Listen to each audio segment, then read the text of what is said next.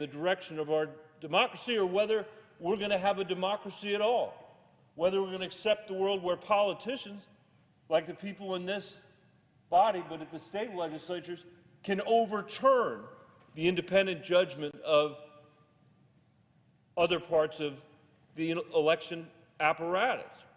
People that held the line this year when somebody in the White House was trying to intimidate them to change their mind. We've got people in this country, Mr. President, state legislators, that are passing laws that would allow them to do exactly what Donald Trump said he wanted them to do, which was overturn the elections judgments of independently elected or appointed officials. That is something we cannot allow to have happen, because the minute that does happen, you lose the democracy. The minute you cannot make a decision at the voting booth, at the voting box, at the polls, the minute you can no longer make a decision there that is held up, no matter who wins and no matter who loses, that has the confidence of the American people, that's when you lose the democracy. Because the whole point of a democracy, the way we make decisions, is a peaceful transfer of power. And in the absence of that very, very unusual aspect of our society compared to other societies around the world and the history of humanity, in the absence of that, what you confront is political violence, like the violence that we saw on January 6th, where people tried to take by force something that should have been decided and was decided at the ballot box. And all of this, in my view, is why it is so important for us to pass the Freedom to Vote Act. The bill includes common sense reforms that are broadly supported by the American people, and that's because they reflect common sense, just like the American people. And we know these reforms work, Mr. President, because we've already passed them in Colorado, thanks in large part to your leadership. We've banned partisan gerrymandering. We don't have it in our state. So again, politicians in Colorado don't have the right to choose who their voters are. Voters get to choose who their elected leaders are. We have automatic voter registration, as this bill has, early voting, so people have a chance to get off work and go to vote and don't have to just be there on election day. Vote by mail, which I have to say, up until the last president's presidency, there was no one in America that was concerned about vote by mail. We had cast millions of ballots in this country without a shred of fraud. Just ask the American Enterprise Institute. They're the ones that said you were more likely to get struck by lightning than participate in voter fraud by voting by mail. That's not a Democratic-leaning organization, as everybody on this floor knows. Secure drop boxes in your neighborhood, where it takes 30 seconds to vote. Every time I go there, next to Botanic Gardens in my neighborhood in Denver, and I drop my ballot off, I think about all the people all over this country in 2021 who don't have the simple ability to drop their ballot off in a ballot box, who are having to wait in line for hours for the privilege to vote, just because of the state they live in. We should have basic national standards for people. It's a civil rights issue. It's an issue that's fundamental to our democracy. And having a convenient ballot box is one of those things. Having mail ballots is one of those things. We've had zero fraud in our system. And as I said earlier, in many ways, it's as important to rural Colorado as any other part of our state, because people live a long way from the ballot box.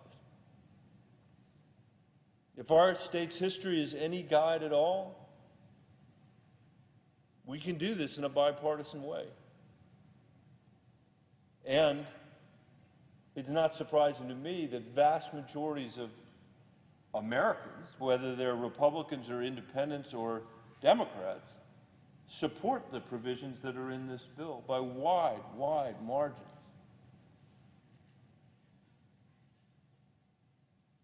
I'm going to be pleased to go back to Colorado and have the chance to tell them that we've banned dark money from our political system. That the Supreme Court's fundamental misunderstanding in Citizens United, where they completely misdefined the problem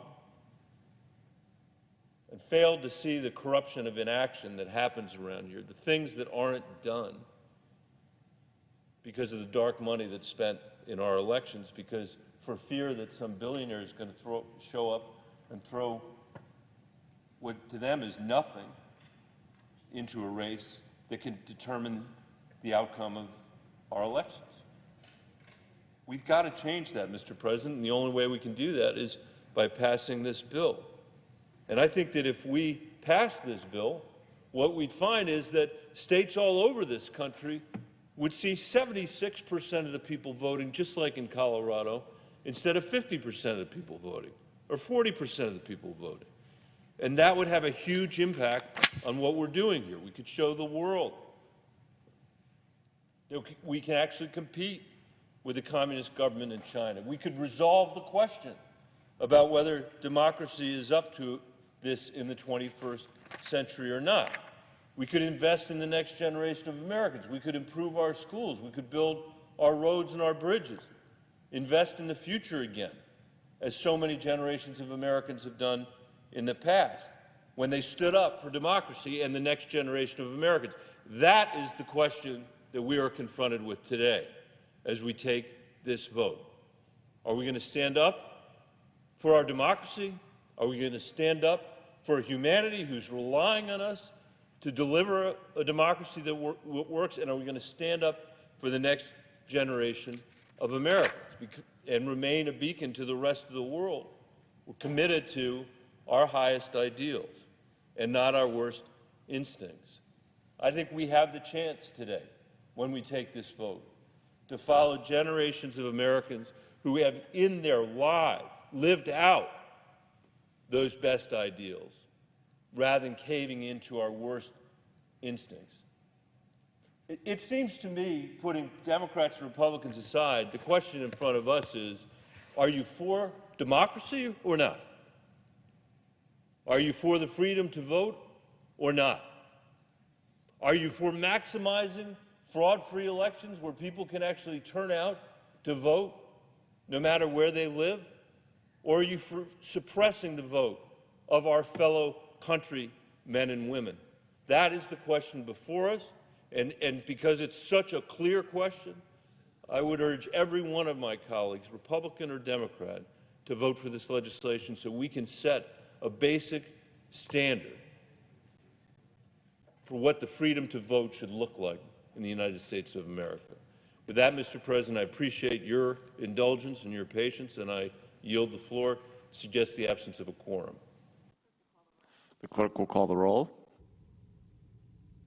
Ms. Baldwin.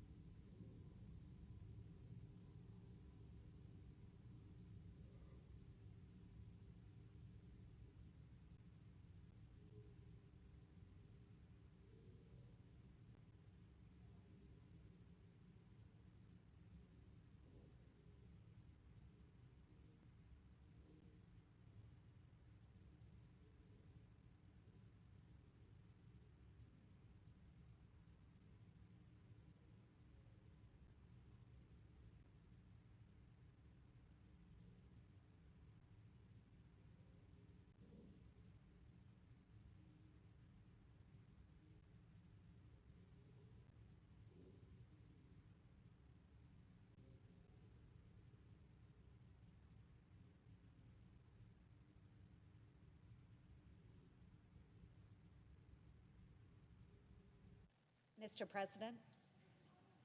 The Senator from Iowa. Mr. President, I ask that the quorum call be vitiated. Without objection. Mr. President, life, liberty, and the pursuit of happiness.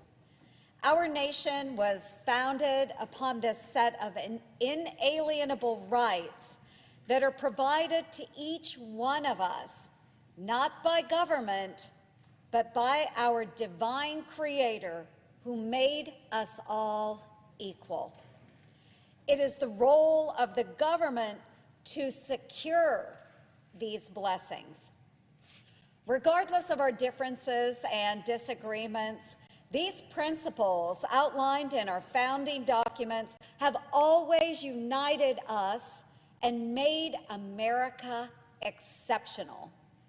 They are the framework of the American dream, the promise that through self-determination, hard work, and opportunity, we can all achieve a better life for ourselves and for our families. Yet, whether you are pursuing a career, attending school, maybe starting a business, or shopping for a dream home, DC politicians and government bureaucrats are increasingly dictating when you may exercise your rights and how you can live your life, and then spying on you to make sure that you are following the rules. This Washington knows best approach is negatively impacting nearly every aspect of your life, and you may not realize it. To demonstrate the point, let's walk through a few common scenarios and the real life consequences you could face as a result of the Biden administration's policies. For each, ask yourself, in this situation, is the government acting to secure or subvert your rights to life, liberty, and the pursuit of happiness? You work hard and probably put some of your earnings away in a savings account to pay your monthly bills or to be prepared for an unexpected emergency. And folks, that's just the smart thing to do. Well, if you deposit or withdraw more than $10,000 over the course of a year, the Biden administration wants the IRS to be able to spy on you. To put this number into perspective, if you are renting an apartment in Iowa, the average annual cost to do so is just over $10,000 per year. That's the threshold, folks. Why does Washington even need to know this information about you? The Treasury Department says this is necessary to make sure, quote, the top 1% can't evade, end quote, paying taxes. You heard that right. The Biden administration thinks you are rich if over the course of an entire year you either save or spend $10,000. And they might even have the IRS audit you for tax evasion. Treating American citizens like criminal suspects for the innocent act of using a bank account is quite frankly un-American. The Biden administration has been upfront about its motive here. Washington Democrats are looking to collect as many tax dollars as possible to finance their never-ending reckless spending sprees. And as a direct result of these budget-busting bills, government inflation is driving up prices and limiting availability of everyday essentials. Let's take a look at life in Joe Biden's America.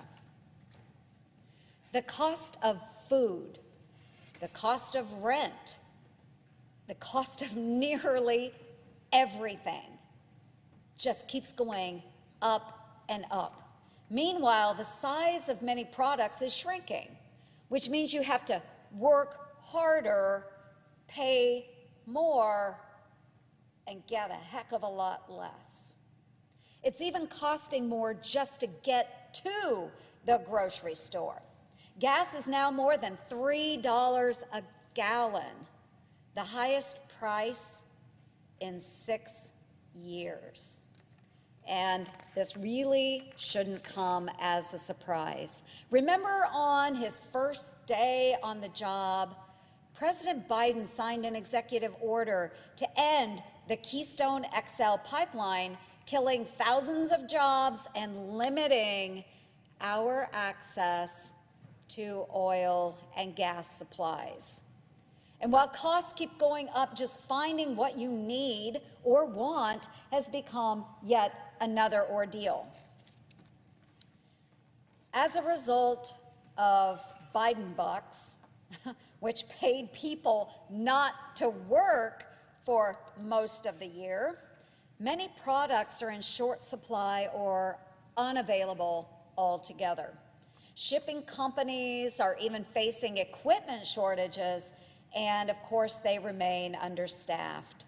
And folks, this crisis isn't ending anytime soon. The upcoming holiday season is already being referred to as Biden's Blue Christmas.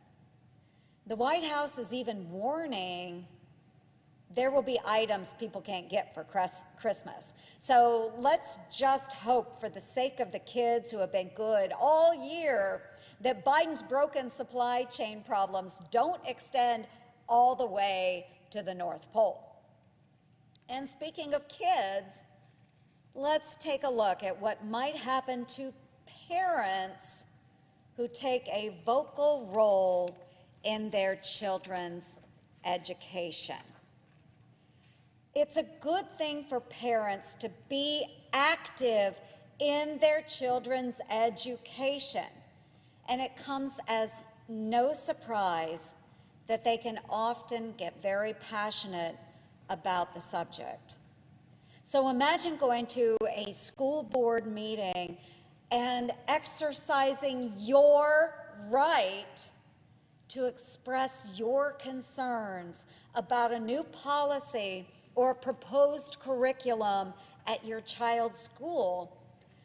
But instead of having those issues addressed, you find yourself labeled as a domestic terrorist. Yeah, folks, you heard that right. A domestic terrorist under investigation by our nation's chief law enforcement agency. It sounds insane, right? But it's a crazy reality today. President Biden's Attorney General is mobilizing the FBI against parents who make their voices heard at school board meetings. Let me be very clear about this. Violence or even threats of violence against school board members, teachers, or any public officials should never, ever be tolerated. But neither should threats of intimidation by the government to coerce parents to surrender control over their children's education.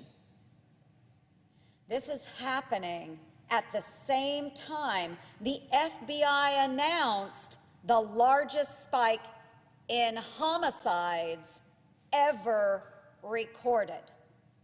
I'm not talking about this year, folks. I'm not talking about last year, 4, 5, 6 years past. We're talking about the largest spike in homicides ever recorded. And with murder and violent crimes increasing, the president's liberal allies in Congress are threatening to defund the police. That approach certainly is not going to secure life, liberty, or the pursuit of happiness. Folks, all of these disturbing trends we just talked about are stark reminders that the principles our nation was founded upon are not guaranteed. Every generation of Americans owes it to the next generation to preserve and strengthen the blessings of liberty we were fortunate enough to inherit. I'd expect government coercion, state snooping, empty shelves, and out-of-control inflation in nations with socialist regimes like China, Cuba, and Venezuela. But regardless of who our president may be, we must never, ever accept any of these as part of life in America. Thank you, Mr. President. I yield the floor. To consent to speak for 10 minutes on the matter in hand. Thank Without you. objection. Mr. President, I come to the floor to speak in support of what is right before us right now, and that is proceeding to debate legislation that is critical to our democracy, the Freedom to Vote Act, which I introduced with the members of the Voting Rights Working Group assembled by Leader Schumer. That would be Senators Manchin, Merkley, Padilla, King, Kaine, Tester, and Warnock. We all have our names on this bill. We all feel very strongly about this bill. Why? Because the freedom to vote is fundamental to all of our freedoms, and it is currently under attack. Since the 2020 elections, we have seen a persistent and coordinated assault on the freedom to vote. But it has been under attack for much longer as states have closed polling locations on a massive scale and purged hundreds of thousands of voters from the rolls, and as foreign adversaries have actually attempted to interfere in our elections. These attacks on our democracy demand a federal response. When you have one state attacked by a foreign adversary when they try to get in the voter rolls of Illinois or Hawaii, are we going to expect those states to respond on their own? When we have an assault, a coordinated assault on voting rights, so that you have similar bills introduced across the country to limit drop-off boxes, when you have coordinated attacks to limit vote by mail, when you have coordinated attacks to limit registration to vote, it demands a federal response. And what is amazing about our Constitution is that the Founding Fathers anticipated this, because right in the Constitution, it says that Congress, this place where we work, can make and alter the laws regarding federal elections. It is bulletproof. It has been upheld time and time again. The urgent need for action could not be more serious. With over 400 bills having been introduced in nearly every state to limit the freedom to vote, and over 30 of those have been signed into law, with redistricting underway to draw congressional maps that will define our democracy for the next decade. And the first primary for the 2022 elections is in a little over 4 months in Texas. We must act now. It has been over 9 months, just 9 months, since that violent mob of insurrectionists stormed into this chamber, opened up people's desks, sat where the presiding officer is sitting right now. They desecrated our Capitol, the temple of our democracy. This was not just an attack on a building. It was an attack on our republic. It was an attack on public servants, police officers who were serving us that day. And as I said from the inaugural stage just 2 weeks later, under that beautiful blue sky, at the very place where you could still see the spray paint on the columns, where we stood in front of makeshift windows, where we stood leaders of both political parties in both chambers and from across the nation together. I said, this is the day our democracy picks itself up, brushes itself off, and does what America always does, goes forward as one nation under God, indivisible, with liberty and justice for all. We took back our democracy that day. And with this Freedom to Vote Act, which includes provisions that have the support of 78% of Americans who favor 2 weeks of early voting and 83% of voters who support public disclosure of campaign contributions because they believe the people should be running the government, not lobbyists, not outside groups, we will take it back again from those who are trying to take away people's constitutional right to vote. With 19 states having enacted laws this year to roll back the freedom to vote, we can't simply sit back and watch our democracy be threatened, whether it be threatened with bear spray, crowbars, axes, or whether it be threatened with long lines, no ballot drop-off boxes, and secret money. We must stand up for our democracy, whether we're Democrats or Republicans or independents. That's what our country's about. When we are faced with a coordinated effort across our country to limit the freedom to vote, we must stand up and do what is right. But as we have seen in states like Georgia and Florida and Iowa and Montana and last month in Texas, we are up against a coordinated attack. As Senator Reverend Raphael Warnock has said, it's really quite simple. Some people don't want some people to vote. That's what this is about. What is this Freedom to Vote Act about? It is about minimum standards for voting. You know, it's 15 days early voting. My state goes up over 40 days. That's not what we put in this bill. We put minimum standards in this bill, ensuring voters have access to at least 2 weeks of early voting. Voters so they can cast their mail-in ballot without an excuse, something people were able to use as a way to safely vote in the middle of a public health crisis. And they did it in record numbers in the middle of a crisis because they believed in our democracy, no matter which way they voted. Why would we take away that right from them now? Well, you are seeing a curtailing of that right in many states across this country. It counters partisan interference in election administration, makes sure that these super PACs and issue advocacy groups that hide behind veils have to show who's giving them the money, prohibits partisan gerrymandering. And then we listen to Secretary of States across the country, Democrats and Republicans. We listen to our colleague, Senator Manchin, who proudly has his name on this bill. So what did we do? We made changes to this bill. It provides flexibility for small and vote-by-mail jurisdictions on early voting. It makes it easier to implement automatic voting registration. It creates a new flexible source of federal funding to help our states.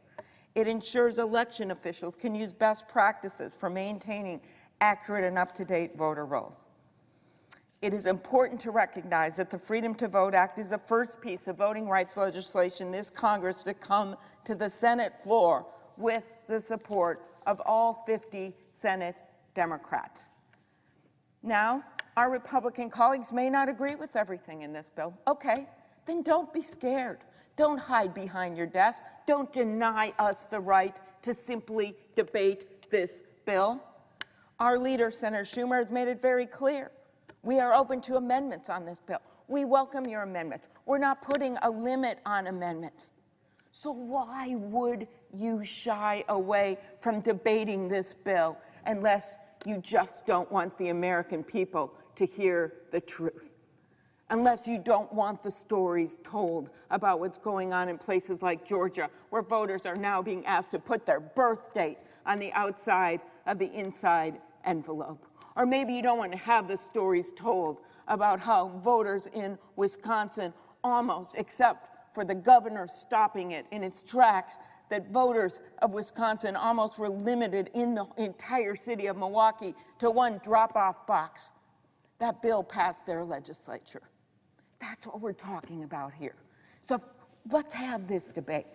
Let's hear the argument. Let's not stop the debate over the fundamental right to vote that our entire democracy is founded on. If our Republican colleagues have constructive ideas on ways to improve this legislation, if they are willing to work with us on amendments, then we are prepared to hear them. We are simply asking them to open up the debate. Instead, it'll be more people standing in line like they did in Wisconsin in the primary, in homemade masks and garbage bags in a rainstorm just to exercise their right to vote.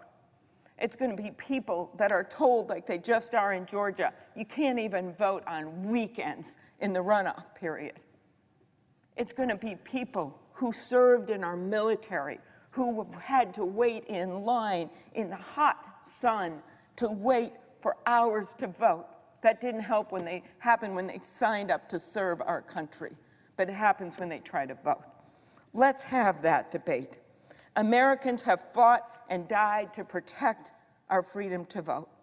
They've done so on the battlefield, and they've done so in marches during the Civil Rights Movement, and 56 years after the Voting Rights Act was passed by this chamber and signed into law, we cannot shut down the debate. Our nation was founded on the ideals of democracy, and we've seen for ourselves in this very building that we can't afford to take that for granted.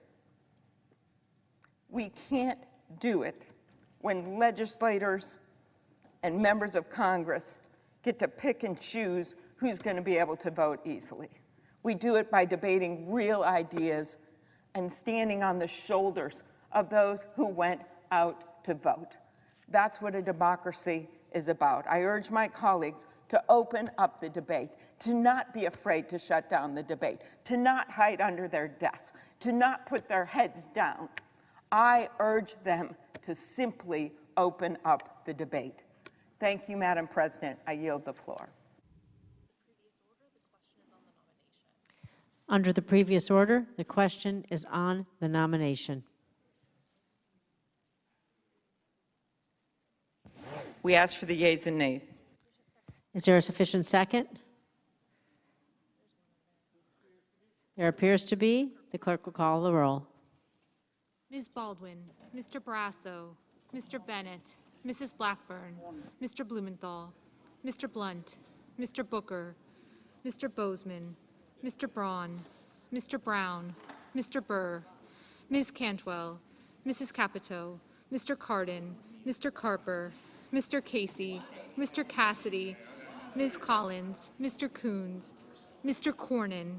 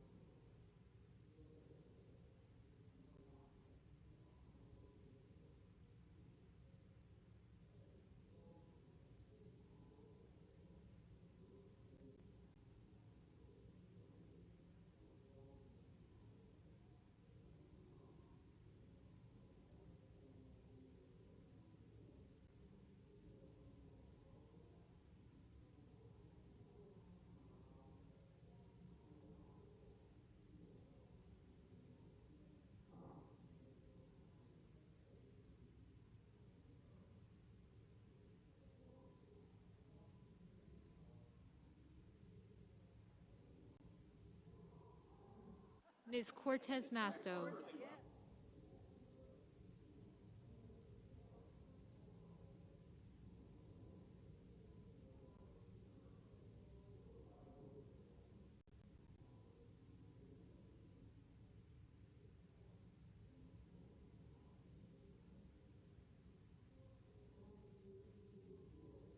Mr. Cotton,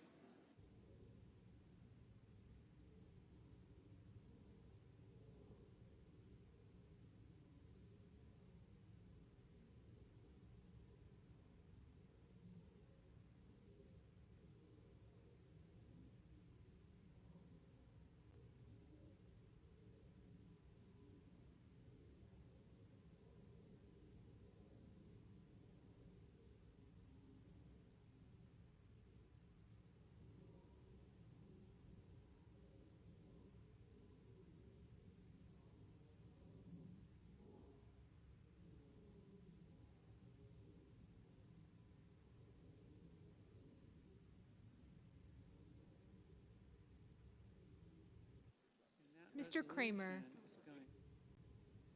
Mr. Crapo, Mr. Cruz,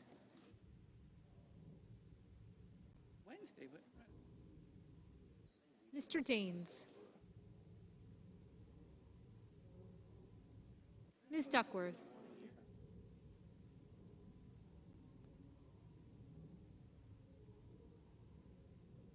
Mr. Durbin,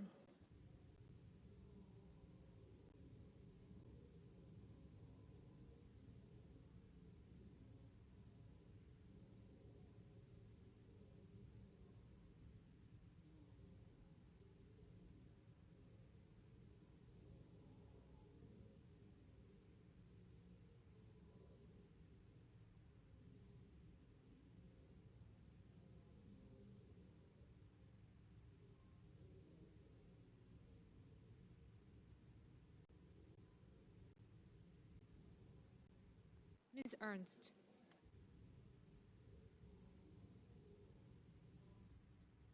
Mrs. Feinstein,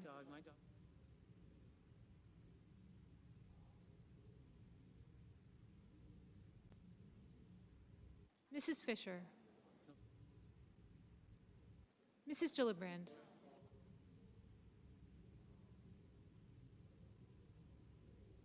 Mr. Graham,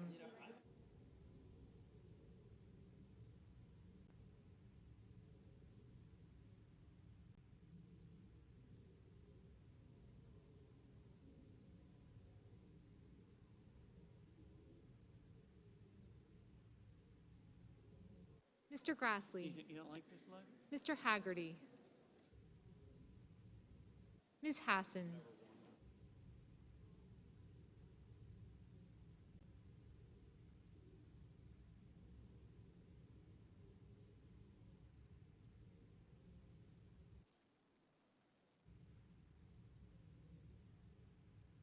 Ms. Hassan, Mr. Hawley, Mr. Heinrich,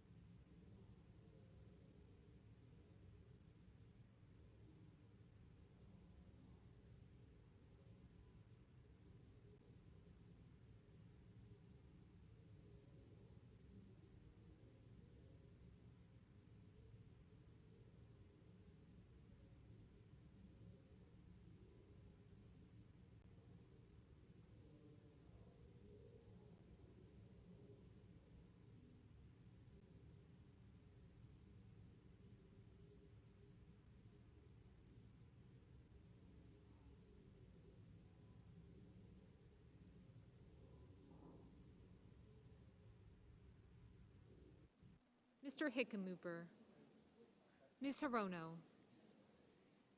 Mr. Hoven, Mrs. Hyde-Smith, Mr. Inhofe, Mr. Johnson, Mr. Kane, Mr. Kelly, Mr. Kennedy, Mr. King, Ms. Klobuchar, Mr. Langford, Mr. Leahy, Mr. Lee, Mr. Lujan,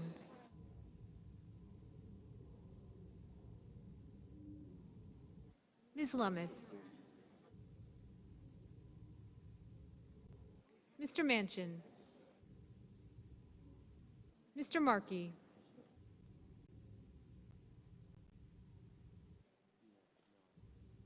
Mr. Marshall, Mr. McConnell, Mr. Menendez, Mr. Merkley, Mr. Moran, Ms. Murkowski, Mr. Murphy, Mrs. Murray, Mr. Ossoff, Mr. Padilla, Mr. Paul, Mr. Peters, Mr. Portman, Mr. Reed, Mr. Risch, Mr. Romney, Ms. Rosen, Mr. Rounds, Mr. Rubio, Mr. Sanders, Mr. Sass,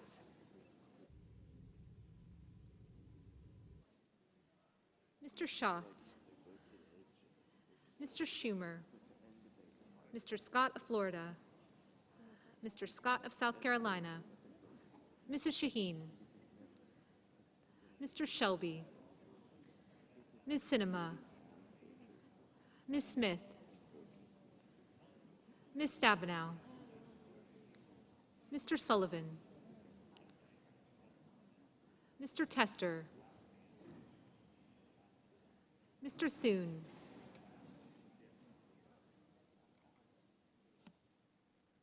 Mr. Tillis,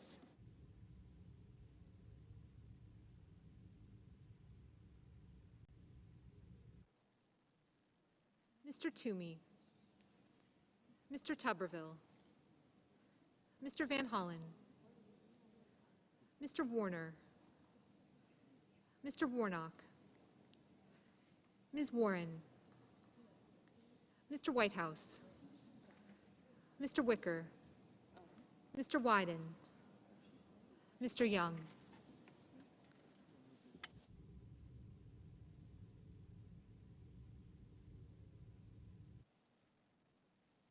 Senators voting in the affirmative: Duckworth, Gillibrand, Hickenlooper, Kane, Klobuchar, Manchin, Merkley, Ossoff, Padilla, Rosen, Tester, Van Hollen, and Warner.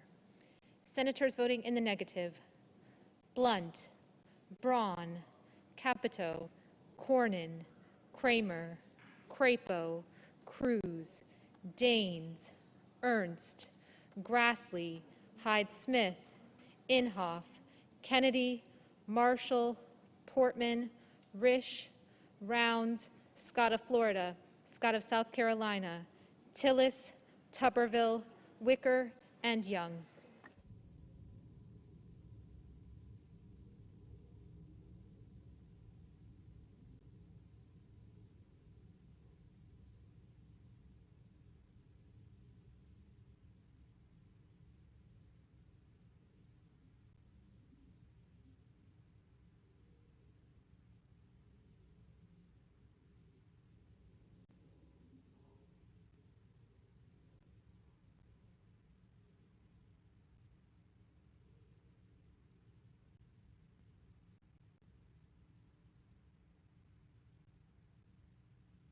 Ms. Collins.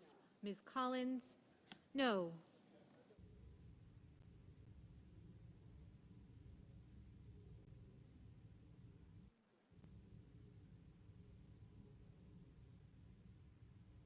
Mr. Heinrich. Mr. Heinrich, aye. Mr. Brasso. Mr. Brasso, no. Mr. Schatz. Mr. Schatz, aye.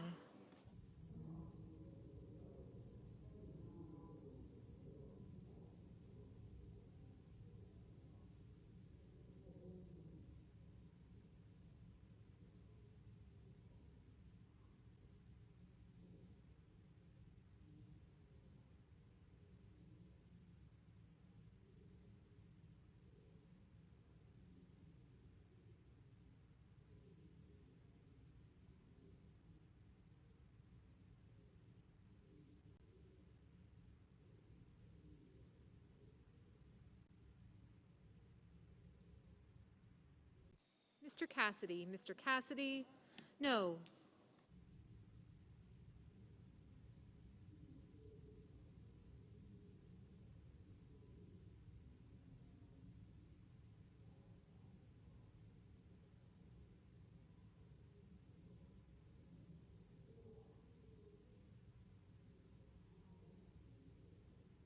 Mrs. Blackburn. Mrs. Blackburn.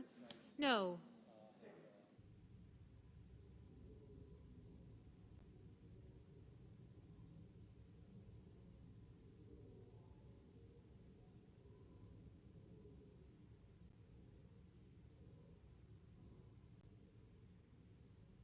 Mr. Brown. Mr. Brown. Aye. Ms. Murkowski. Ms. Murkowski. No. Ms. Baldwin. Ms. Baldwin. Aye. Mr. Langford. Mr. Langford. No. Mr. Sullivan. Mr. Sullivan. No.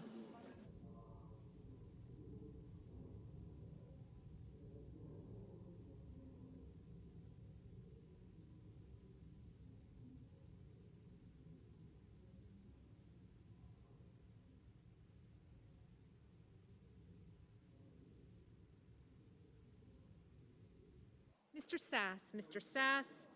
No.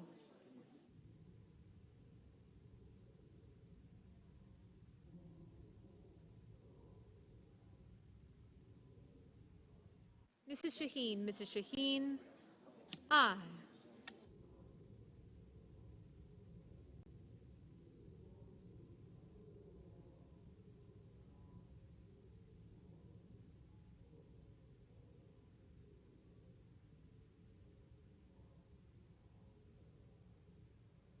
Mr. Bennett. Mr. Bennett.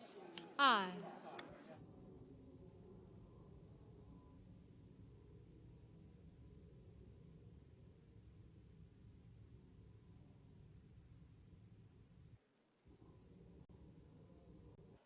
Mr. Thune. Mr. Thune. No.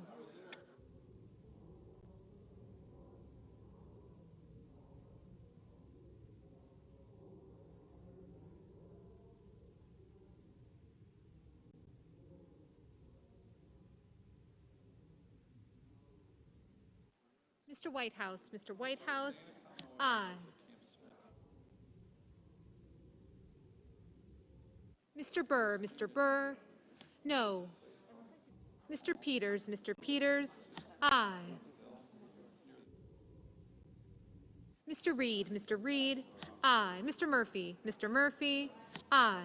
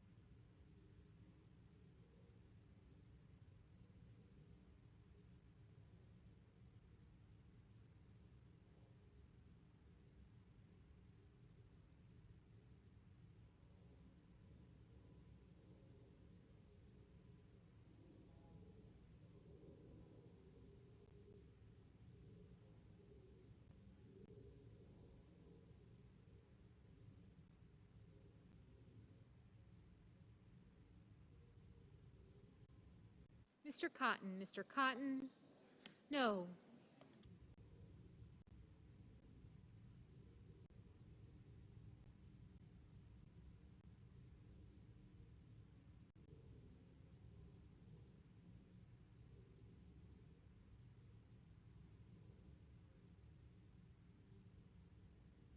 Mr. Leahy. Mr. Leahy. Aye.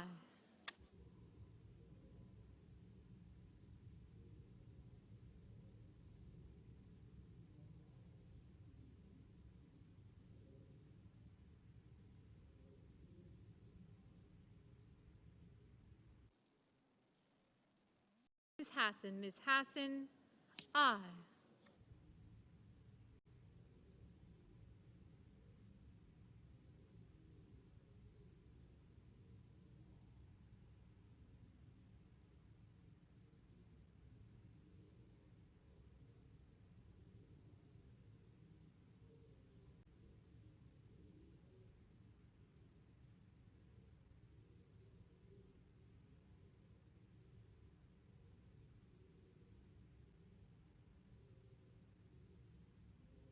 Mr. Bozeman? Mr. Bozeman? No. Mr. Hoven? Mr. Hoven? No.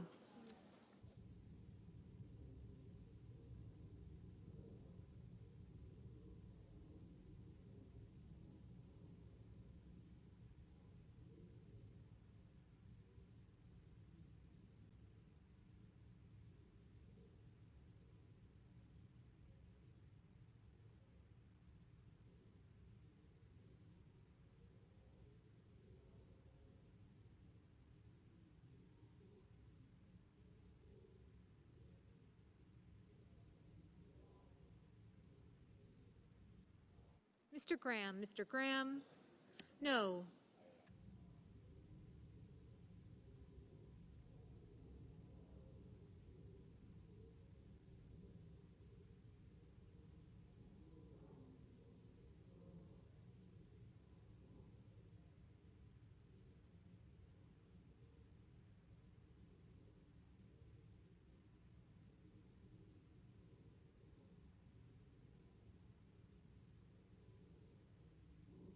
Mr. Cardin? Mr. Cardin?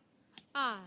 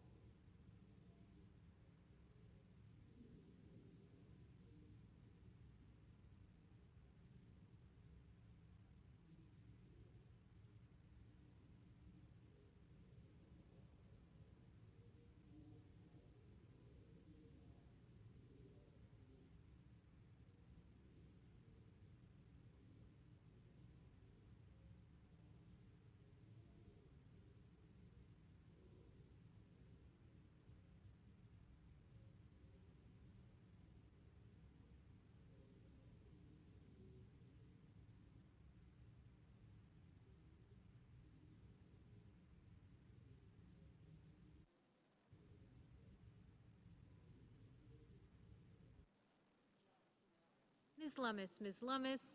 No. Mr. Schumer? Mr. Schumer? Aye.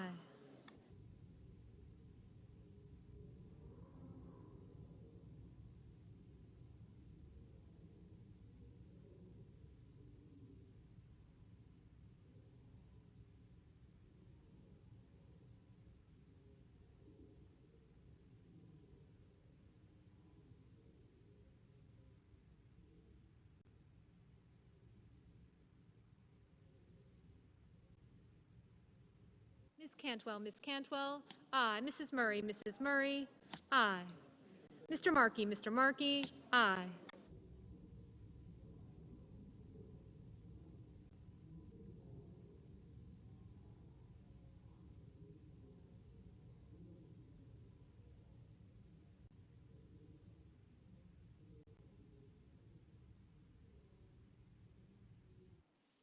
Mr. Carper? Mr. Carper? Aye.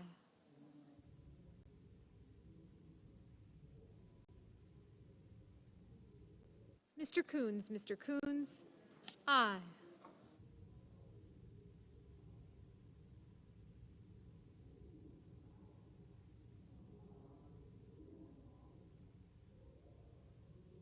Mr. Lujan, Mr. Lujan, aye.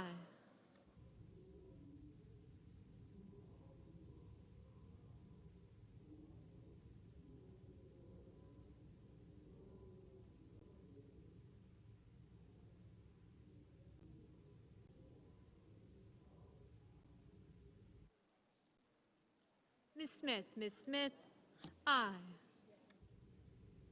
Mr. Casey, aye.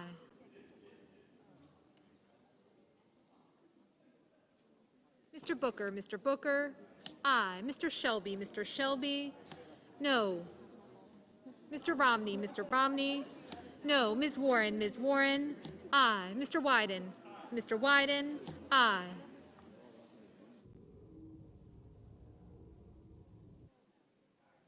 Mr. Toomey, no. Mr. Paul, no. Mr. Moran, no.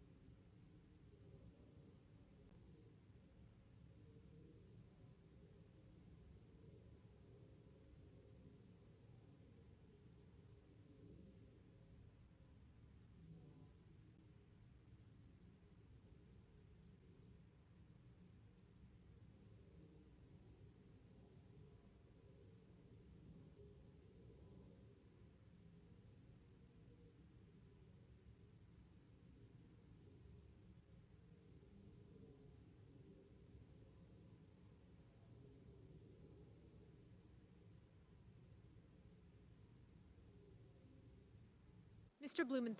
Blumenthal, aye. Mr. Haggerty, no. Ms. Stabenow, aye.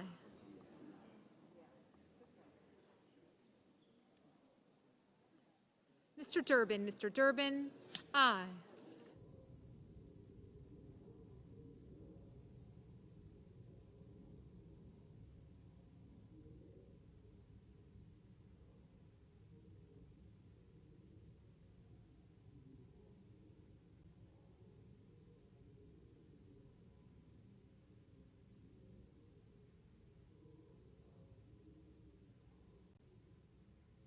Mr. Kelly, aye.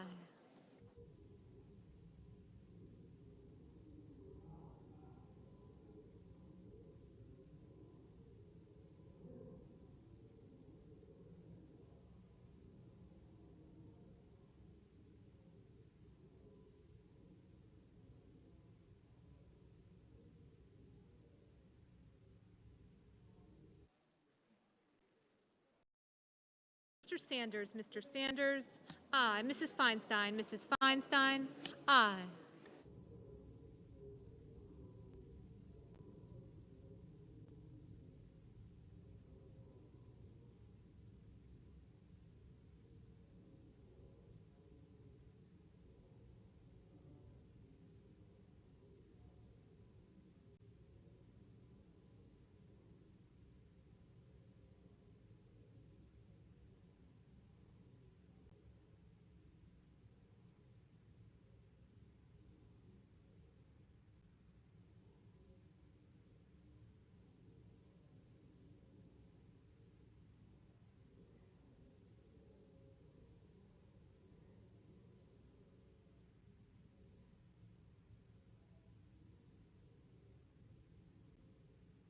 Mr.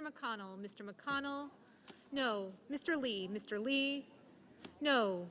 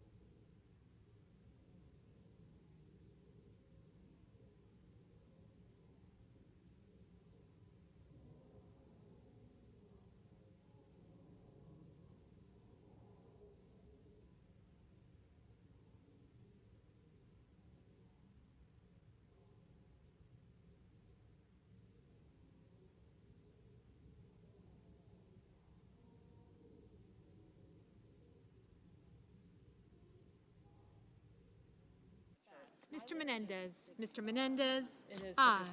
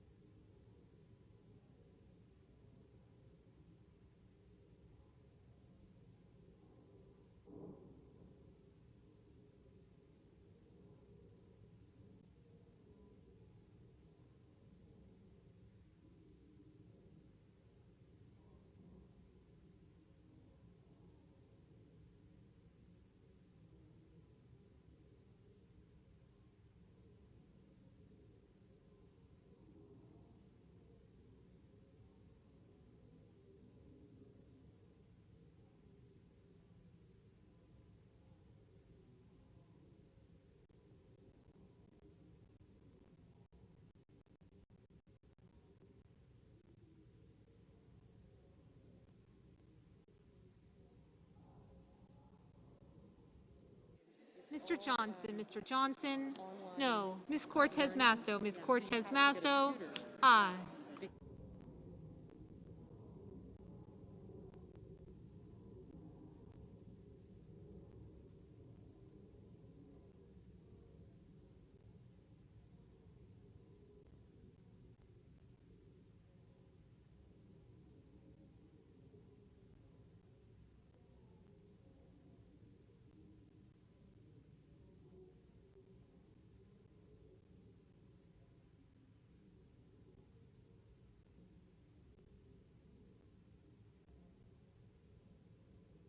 Ms. Cinema. Ms. Cinema. Aye.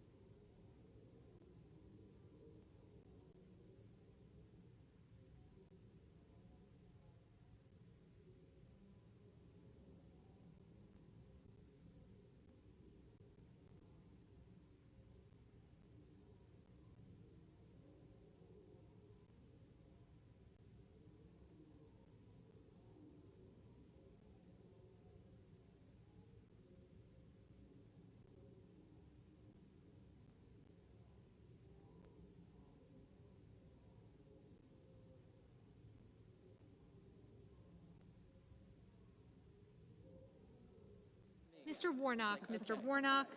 Aye.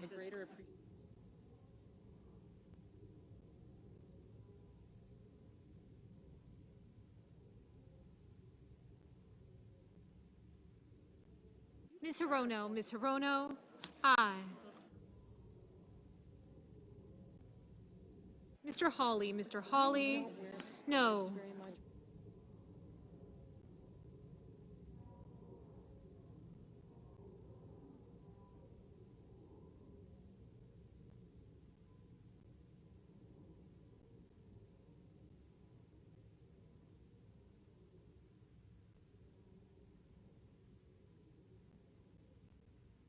Mrs. Fisher, Mrs. Fisher, no.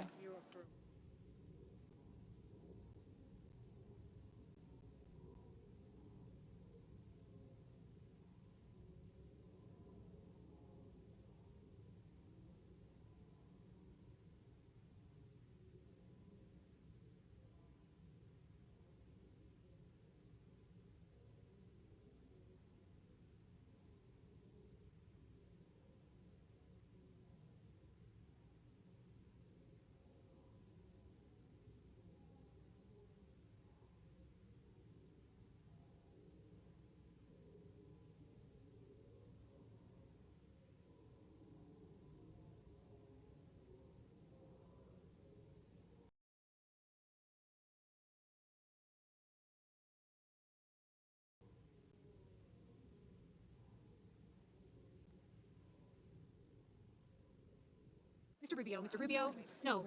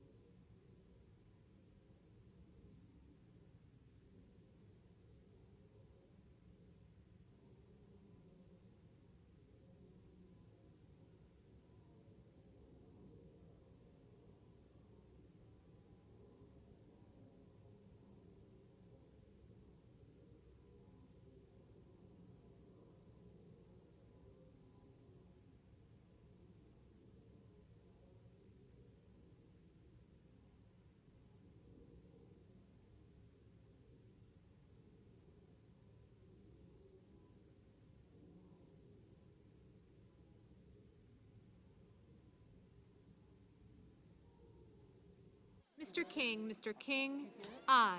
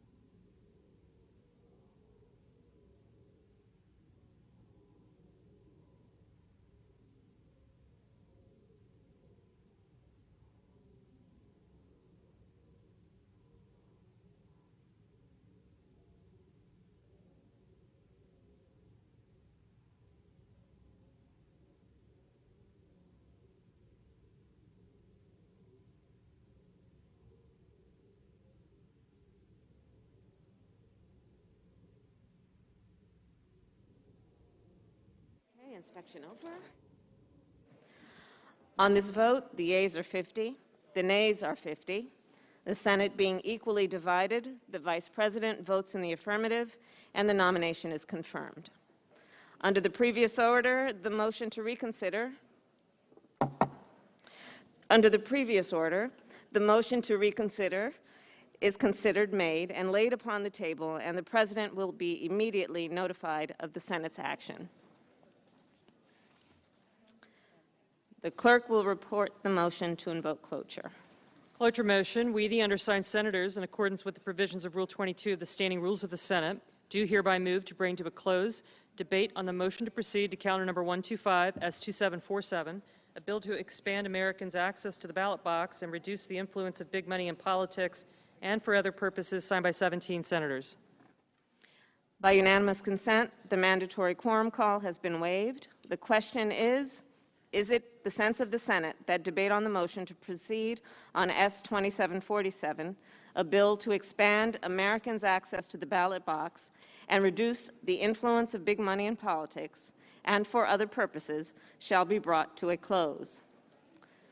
The yeas and nays are mandatory under the rule. The clerk will call the roll. Ms. Baldwin. Thank you. Thank you. Thank you. Mrs. Feinstein? Thank you. Mr. Barrasso.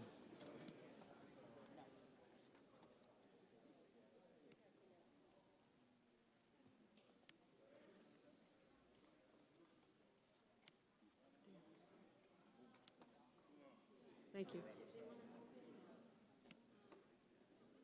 Mr. Bennett.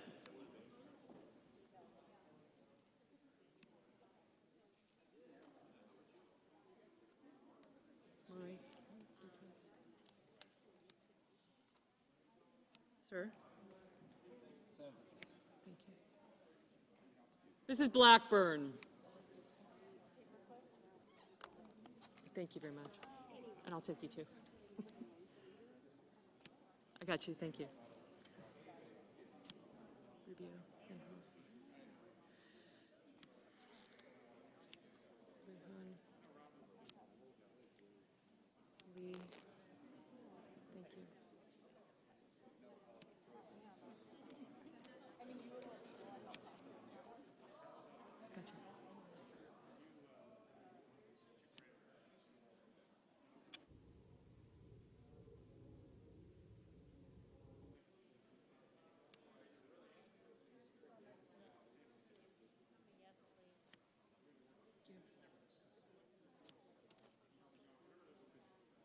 Mr. Blumenthal, Mr. Blunt, Mr. Booker, Mr. Bozeman, Mr. Braun,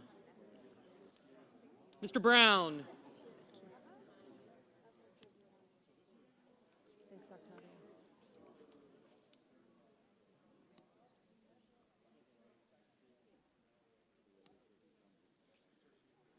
Mr. Burr, Ms. Cantwell, Mrs. Capito, Mr. Cardin, Mr. Carper, Mr. Casey, Mr. Cassidy, Ms. Collins, Mr. Coons, Mr. Cornyn, Ms. Cortez Masto, Mr. Cotton, Mr. Kramer, Mr. Crapo, Mr. Cruz, Mr. Daines, Ms. Duckworth, Mr. Durbin, Ms. Ernst, Mrs. Feinstein. Thank you. Mrs. Fisher, Mrs. Gillibrand, Mr. Graham, Mr. Grassley, Mr. Haggerty, Ms. Hassan. I got you, thank you. Mr. Hawley, Mr. Heinrich, Mr. Hickenlooper, Ms. Hirono, Mr. Hoven, Mrs. Hyde-Smith, Mr. Inhofe, Mr. Johnson, Mr. Kane, Mr. Kelly, Mr. Kennedy, Mr. King, Ms. Klobuchar, Mr. Langford, Mr. Leahy, Mr. Lee, Mr. Lujan, Ms. Lummis, Mr. Manchin, Mr. Markey, Mr. Marshall, Mr. McConnell, Mr. Menendez, Mr. Merkley, Mr. Moran, Ms. Murkowski, Mr. Murphy, Mrs. Murray, Mr. Ossoff, Mr. Padilla, Mr. Paul, Mr. Peters, Mr. Portman, Mr. Reed, Mr. Risch, Mr. Romney, Ms. Rosen, Mr. Rounds, Mr. Rubio,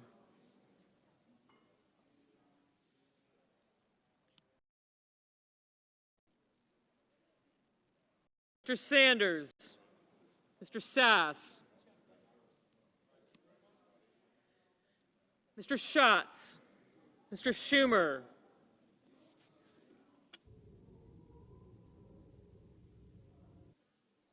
Mr. Scott of Florida, Mr. Scott of South Carolina,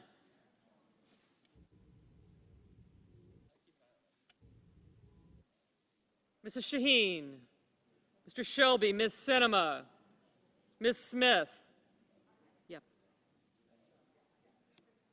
Ms. Stabenow, Mr. Sullivan, Mr. Tester, Mr. Thune, Mr. Tillis, Mr. Toomey, Mr. Tuberville, Mr. Van Hollen, Mr. Warner, Mr. Warnock, Ms. Warren, Mr. Whitehouse, Mr. Wicker, Mr. Wyden, Mr. Young,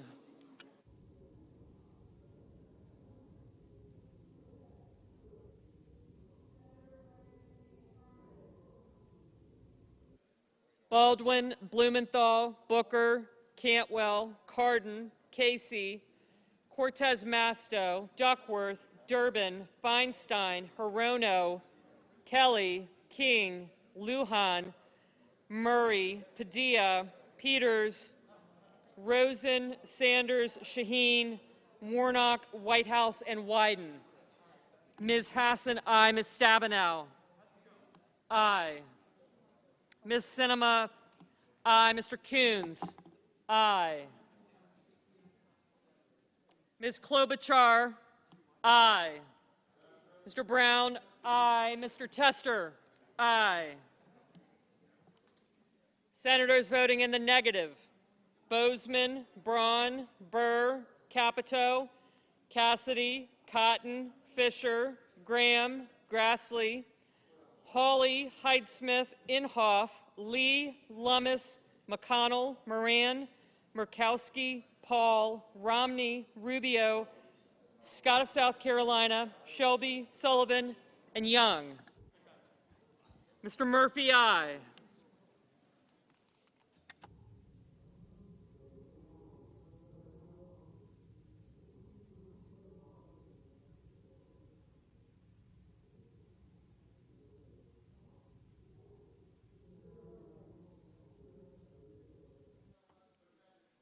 Ms. Warren, aye.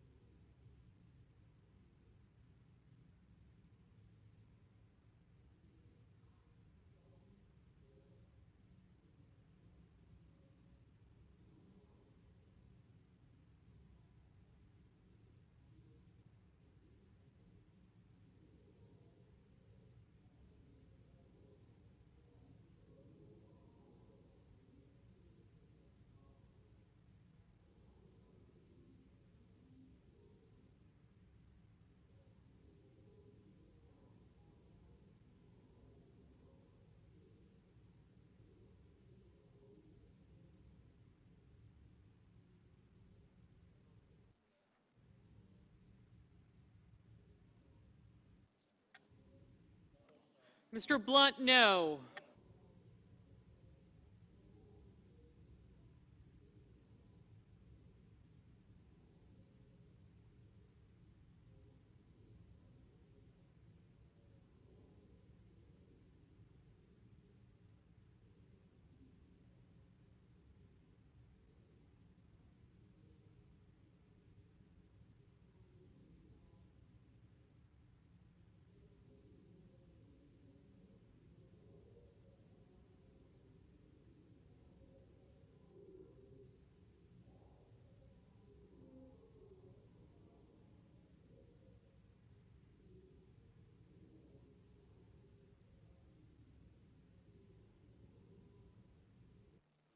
Mr. Kane, aye.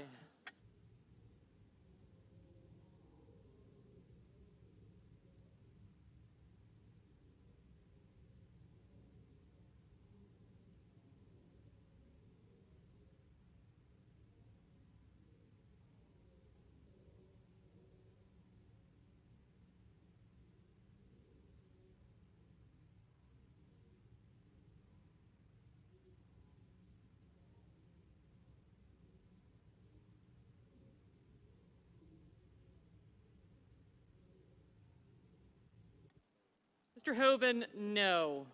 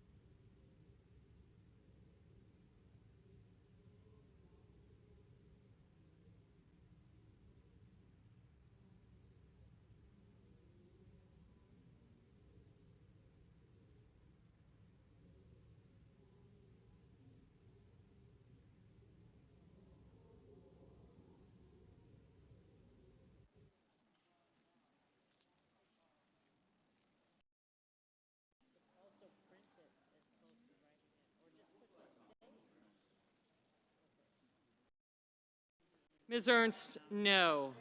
Mr. Wicker, no.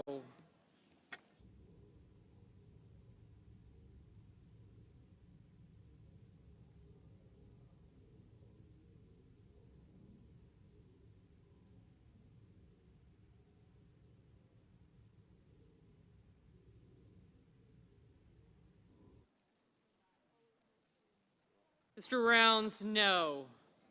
Mr. Toomey, no.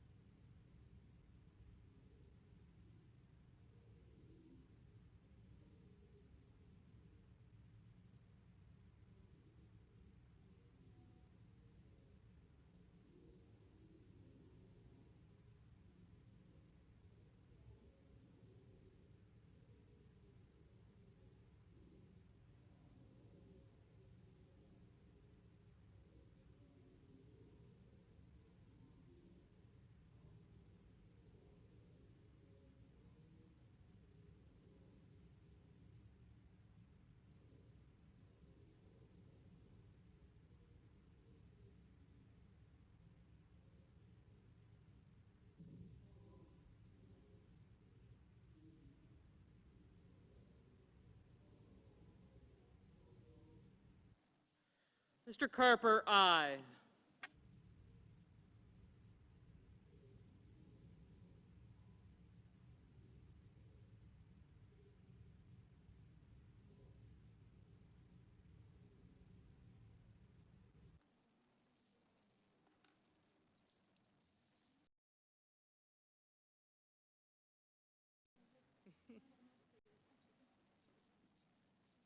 Mr. Hickenlooper, aye.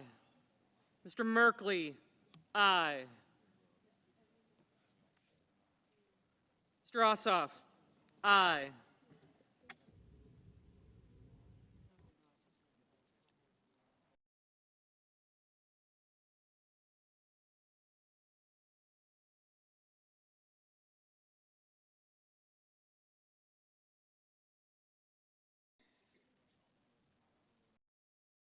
Ms. Collins, no. Mr. Reed, aye.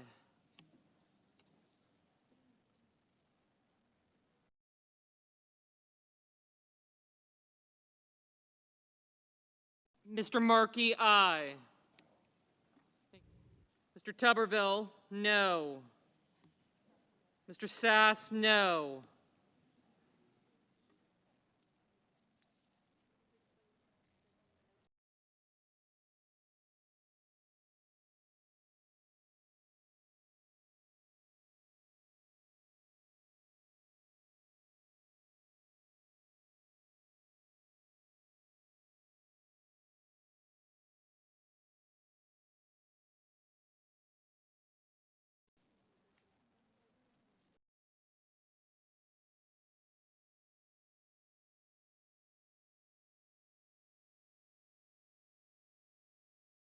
Mr. Leahy, aye.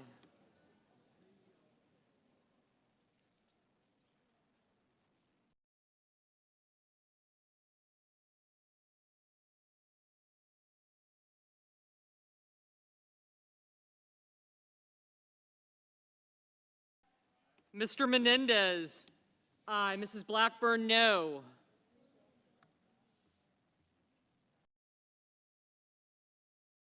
Mr. Tillis, no. Mr. Cruz, no.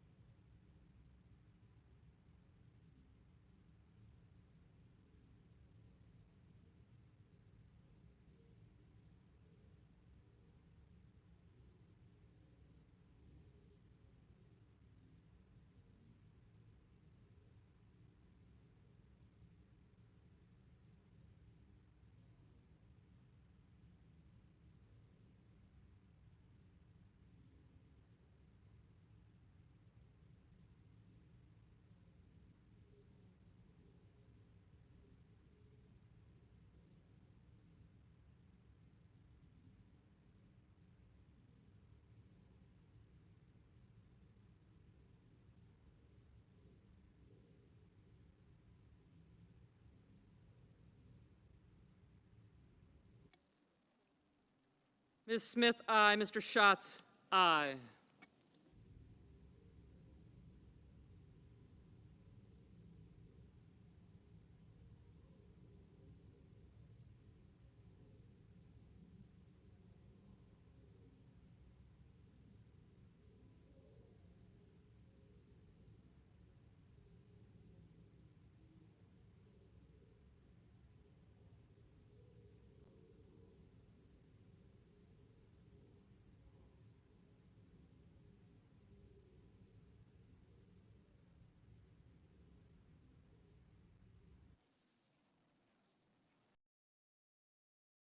Mr. Barrasso, no. Mr. Haggerty, no.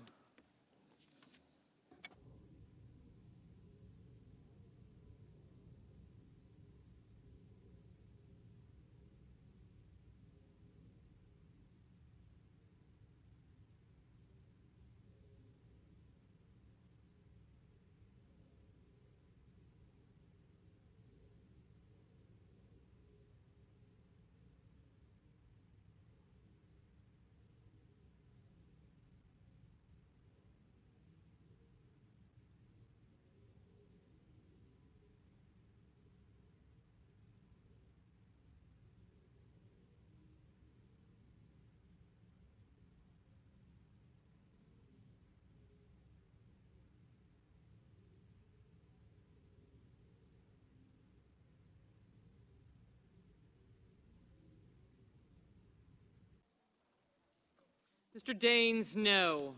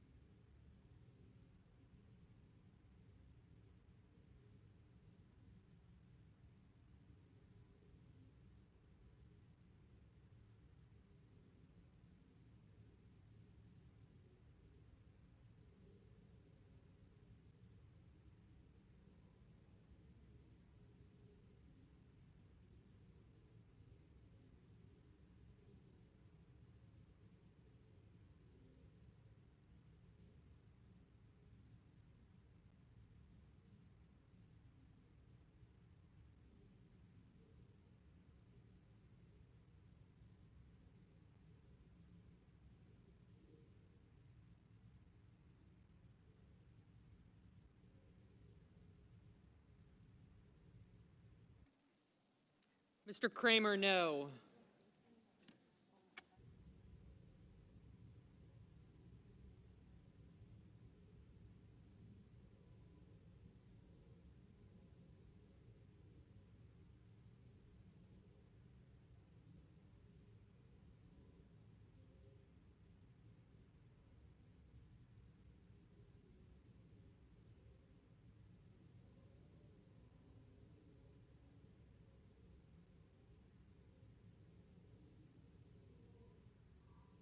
Mrs. Gillibrand, aye.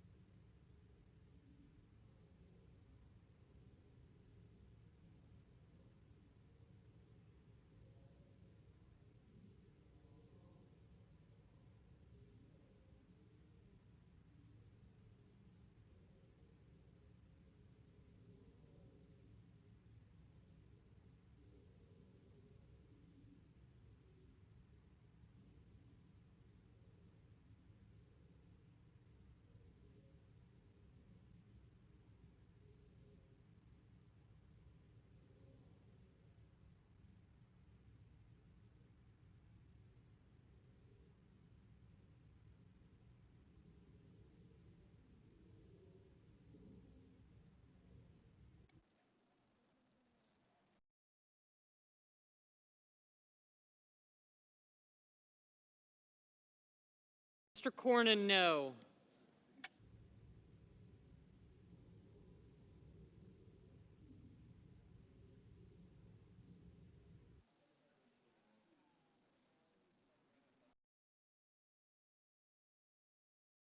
Mr. Thune, no.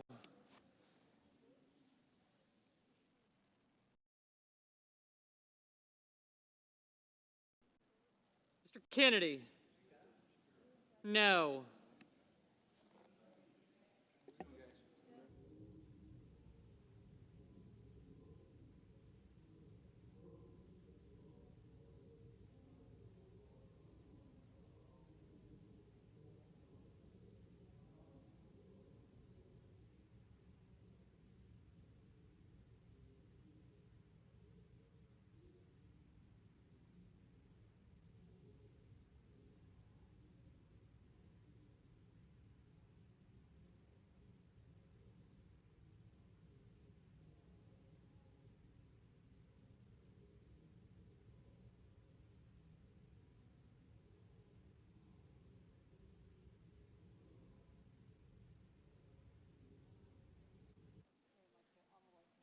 Mr. Warner, aye.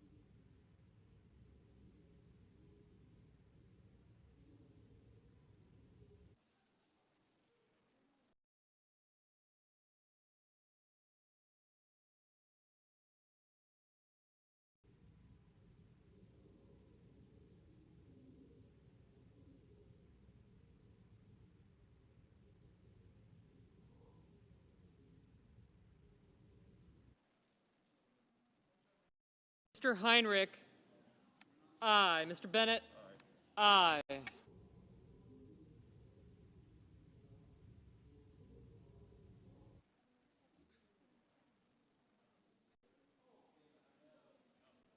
Mr. Crapo, no.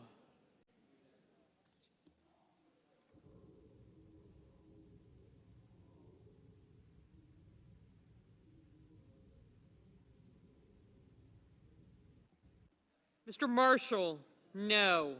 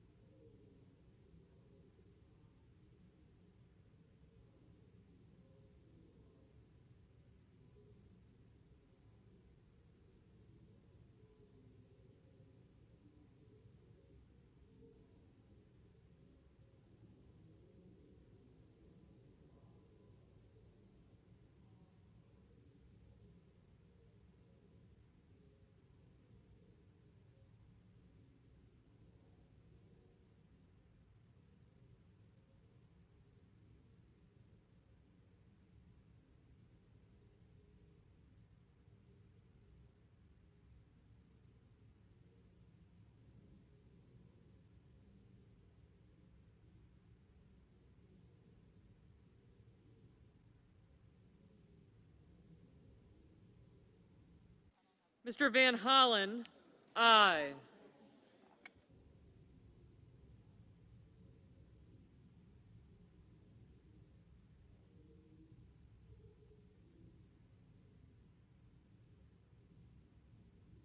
Mr. Langford, no.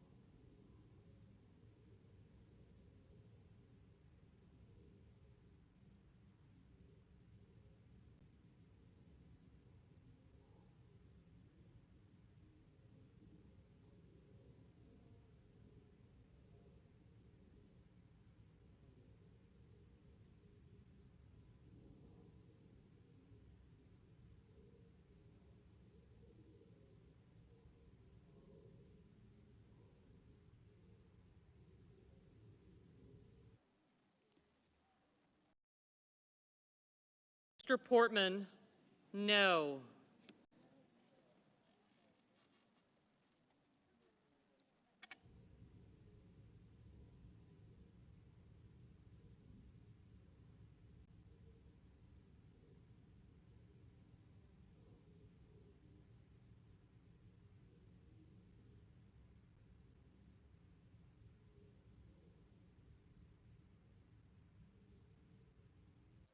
Mr. Risch, no.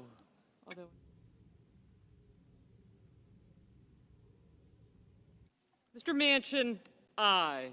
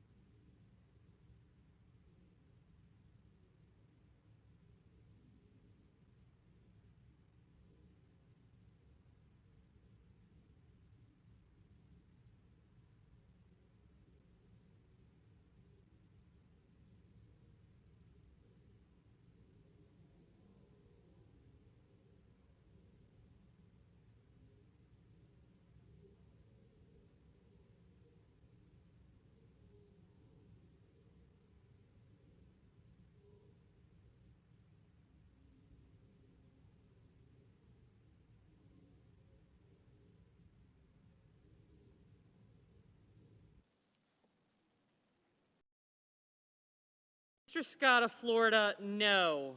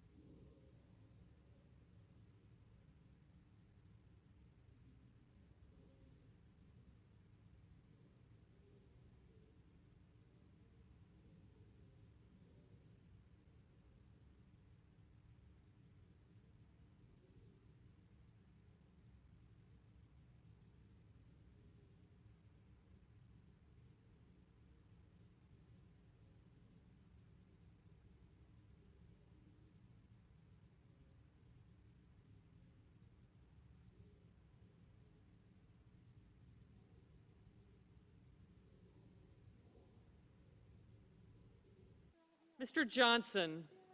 No.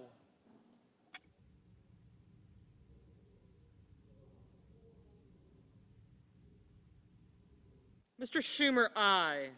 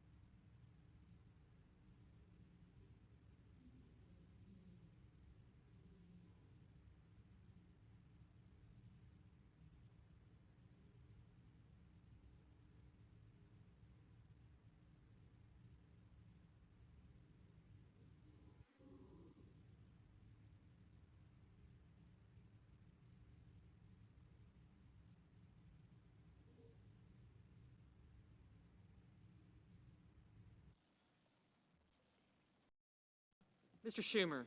Change my vote to no. Mr. Schumer, no.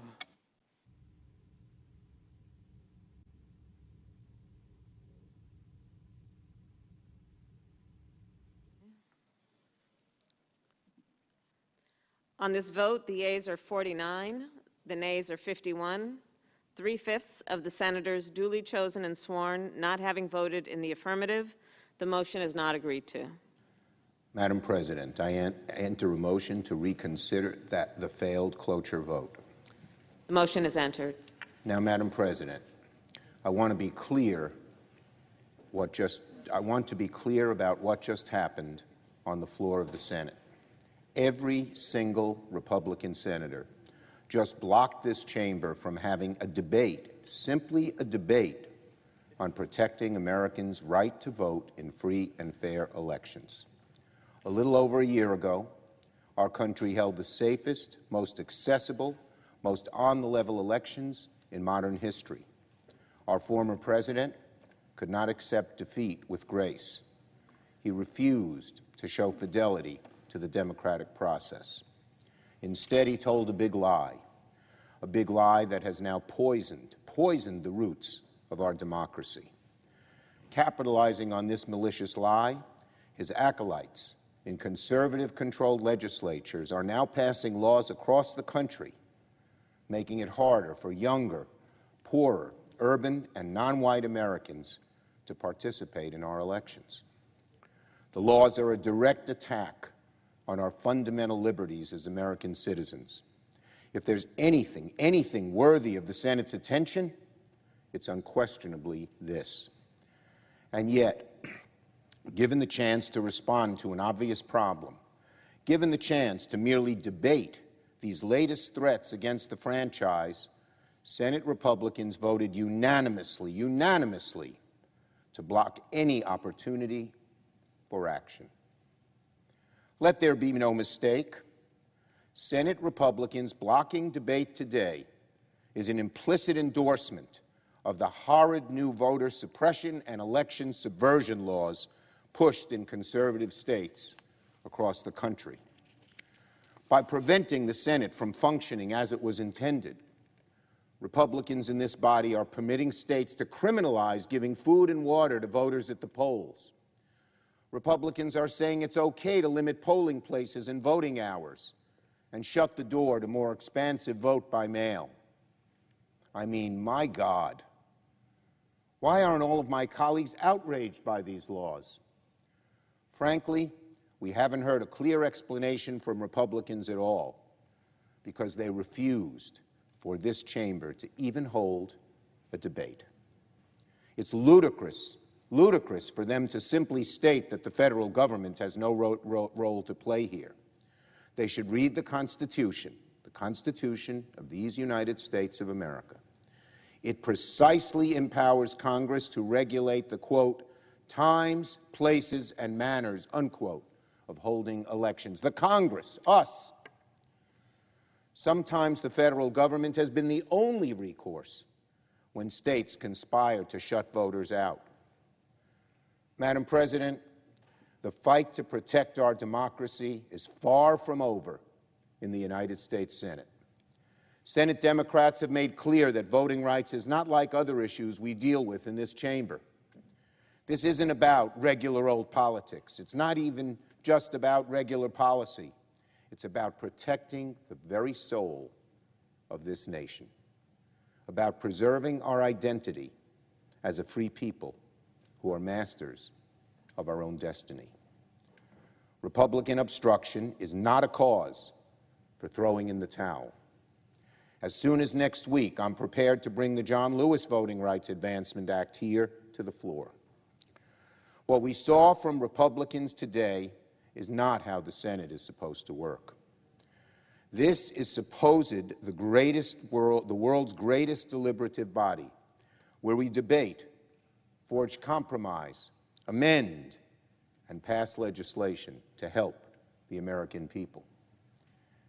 That is the legacy of this great chamber.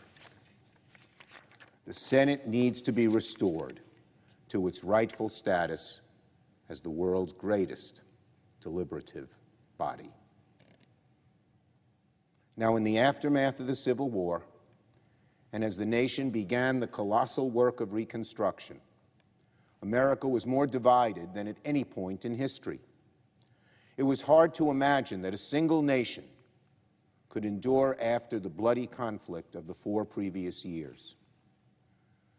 At the time, the Republican Congress set to work on granting newly freed slaves the basic freedoms that had long been denied to them. These freedoms were eventually enshrined in the 14th and the 15th Amendments, granting due process and the right to vote to all citizens, regardless of color or race. Today, these amendments rank as some of the greatest and most revered accomplishments in congressional history. They are proof that our country is capable of living up to its founding promise, if we are willing to put in the work. But at the time, the minority party in both chambers refused to offer a single vote for any of the civil rights legislation put forward during Reconstruction. Not one vote. Not one vote. They argued these bills represented nothing more than the partisan interests of the majority, a power grab, they said, from vengeful Northerners. But that didn't stop the majority. If expanding basic freedoms meant going it alone, that was something they were willing to do. Today, we feel the same way.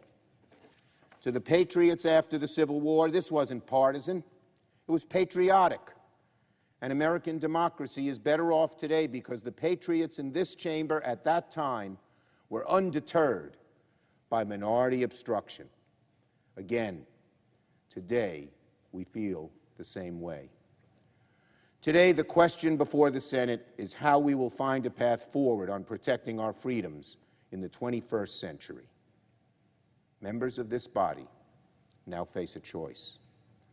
They can follow in the footsteps of our patriotic predecessors in this chamber, or they can sit by as the fabric of our democracy unravels before our very eyes. I yield the floor.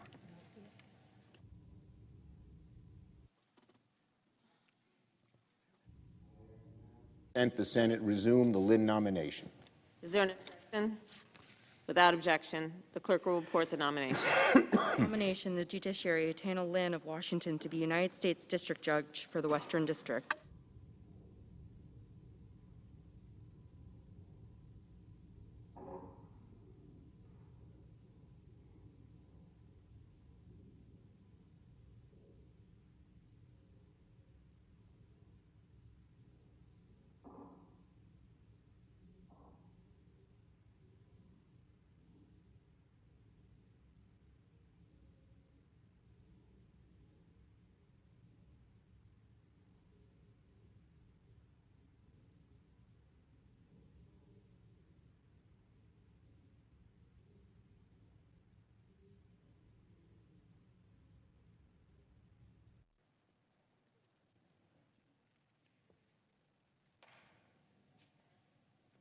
Madam President. The junior senator from Oklahoma. Thank you. I do have to make just a quick comment before I jump into a unanimous consent request. I did appreciate hearing the majority leader talk about how the minority and the majority stood up around Reconstruction. And I found it interesting he continued to talk about the majority and the minority standing up for the rights of slaves and the rights of individuals, conveniently leaving out it was the Republicans at that time that were the majority that were actually standing up for the rights of all individuals, of all races, to be able to vote and to be able to be engaged. And it was the Democrats at that time that were working very hard to be able to block the rights of individuals to be able to vote. So I did have to just find it personally humorous that when he seems to not be very shy about saying Republican, Democrat on this floor, at that moment he used majority, minority, but I digress into other issues.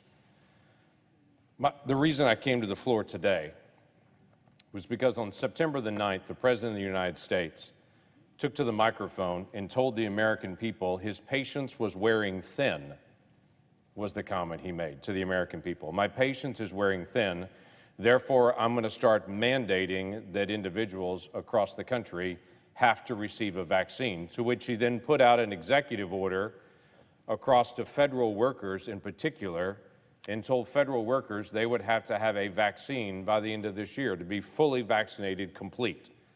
The deadlines that he put in place for the Moderna vaccine, they would have had to have had the first shot by last week. By the Pfizer vaccine, they would have already had to have the first shot by this week. And then the J&J vaccine, they would have to have it by in a couple of weeks to be fully complete. And he laid down this statement to say, everybody needs to get vaccinated, and then walked away. Office of Personnel Management, Office of Management and Budget, then tried to start engaging to start catching up on this because there was no rule that was in place. It was an executive action. I quickly started getting phone calls from individuals in my state that were exceptionally concerned about that are federal workers that have worked for the federal government for decades, that had questions about religious accommodation or medical exceptions. Or, quite frankly, they had already had COVID and recovered from it, and they were concerned about the vaccine coming in, that they would have some kind of relapse at some point. It's exceptionally rare, but if it's them and they walk back through it, it's their prerogative. So I started asking questions immediately. I went to the CDC to ask if they have studied the 44 million Americans that have already had COVID and recovered. Would their recommendation be those individuals don't have to have the vaccine if they can show they already have the antibodies in their system? And the answer I got back from CDC is we've not studied it yet. A year and a half in, we've not studied it yet. I went to the Office of Management and Budget to be able to visit with them. I heard one set of issues from them. 24 hours later, I met with the Office of Personnel Management. I heard a different set of issues that came from them, literally in conflict with each other 24 hours apart. They put out guidance, they put out a second set of guidance, but each set of guidance they put out becomes more chaotic in the process. People that have worked remotely throughout this entire time of COVID and still continue to work remotely are a little confused why they're now being suddenly mandated to have a vaccine. Individuals that have already had COVID, as I mentioned before, and have recovered are a little confused why they're being mandated to be able to do this. Individuals with medical accommodations that have asked for those, that literally are showing up with paperwork from their physician saying this person's currently under cancer treatments, they do not need to have the vaccine at this point during the moment of treatments, are being told by some people, no, that doesn't count. The CDC has said it's okay. Your doctor's note doesn't count. And by others, they're being told, no, that does count. You can delay it. One set of rules from one agency, one set of rules from another. In fact, even within the same agency, to department, it's even a different set of rules. Some agencies have said that the volunteer advisory boards are also included. Other agencies are saying no, voluntary advisory boards are not included into this mandate. Some are receiving word in state agencies in my state that because your agency takes federal funds, everyone in your state agency also has to be vaccinated, or we will cut off the federal funds to your state. Some agencies are not calling with that same request. The contractors that work with the federal government were told they were also included in this executive order mandate and that everyone in their company needs to also be vaccinated, except the contractors are asking very simple questions. Is it everyone in our company, or is it everyone that actually works on the contract for the federal government? They can't get a straight answer on that. And as simple as it is, even for those contractors that have asked, they've said, now, wait a minute, we have a contract already. Are you, as the president, trying to write in an additional stipulation into our contract that we didn't agree to based on an executive action? You don't have legal authority to be able to do that. Is this about the current contract, or is this about future contracting? And they've not been able to get an answer on that. Quite frankly, we as a body, I'm still fighting to make sure contractors don't have human trafficking in their contracting and get suspension for this. But apparently with this executive order, companies can still have human trafficking and not be suspended, but if they're not 100% vaccinated, they will be. This is a bizarre world we're living in currently right now. This mandate came out for federal workers, federal contractors, maybe volunteer advisory boards, maybe state agencies 6 weeks ago, and everyone's still asking questions, what in the world? And in the meantime, real families in real life situations are dealing with the consequences of the debris field behind this. One of my Social Security agencies in my state, folks that take care of those folks at the Social Security office to get their card to them, to get questions to them about Social Security. One of them, there are 8 employees in that little agent, that little spot. 4 of the folks are talking about leaving because they're concerned about the vaccine mandate, and they're not getting their questions answered. If that happens, the folks in that part of my state will not be able to get access to Social Security cards, will not be able to get their answers. So what's happening? People are struggling with a long-term career, deciding whether they're going to leave, literally if they're going to follow their doctor's orders, or if they're going to follow somebody from the CDC they've never met before and their orders that are coming down. Federal contractors are trying to figure out how they can complete a contract because the President of the United States inserted a new element into their contract. And oh, by the way, many federal union workers are contacting my office saying, what in the world? This was not part of our collective bargaining agreement. Literally, the President is adding a new element to our collective bargaining agreement after the fact and saying, I know you're a union member, but your local unions are not going to represent you, and they haven't. And they're going to their stewards, they're going to others and saying, hey, I need somebody to represent me here in this, and they're telling them no. The President just inserted something into our collective bargaining agreement, and you can do nothing about it. And federal union employees are ticked because they thought their union represented them, not the President of the United States. Now, to be clear, I took the vaccine as soon as it was eligible for me. My wife did the same. My daughters did the same. I am incredibly grateful for the vaccine. I encourage people all over my state, and have from the beginning, to take the vaccine. It has gone through a rigorous scientific process. But people in my state, like the 49 other states in this great country, all know this fact to be true. There are side effects for some people in the vaccine. It's a small group, but no one knows if they're in that group until they take the vaccine. There are also dramatic effects for people that get COVID. Some people are asymptomatic, literally get it, recover, never even knew they had it. Some people die from it in a horrible death in a hospital. You never know until you get it.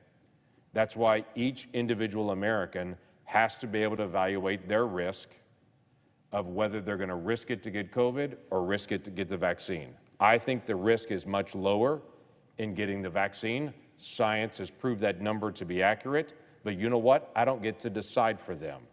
They have to decide for them. I can bring information to them and let them make the decision, but instead, the President of the United States has stood up and said, my patience is wearing thin. You have to do what I say, regardless if you're under cancer treatments, regardless if you're under any other process. I even asked the Office of Personnel Management, what are you going to do for religious accommodations? The answer came back, we cannot decide someone's sincerity. The next day, I talked to the Office of Personnel Management, which is actually putting the details together, and they gave me a 7-point decision-making process to help people decide if someone's religious beliefs are sincere or not. This is a mess. And there are lots of people that are caught up in this that just want their government to help them, not fire them for making a decision that affects their personal life and their family.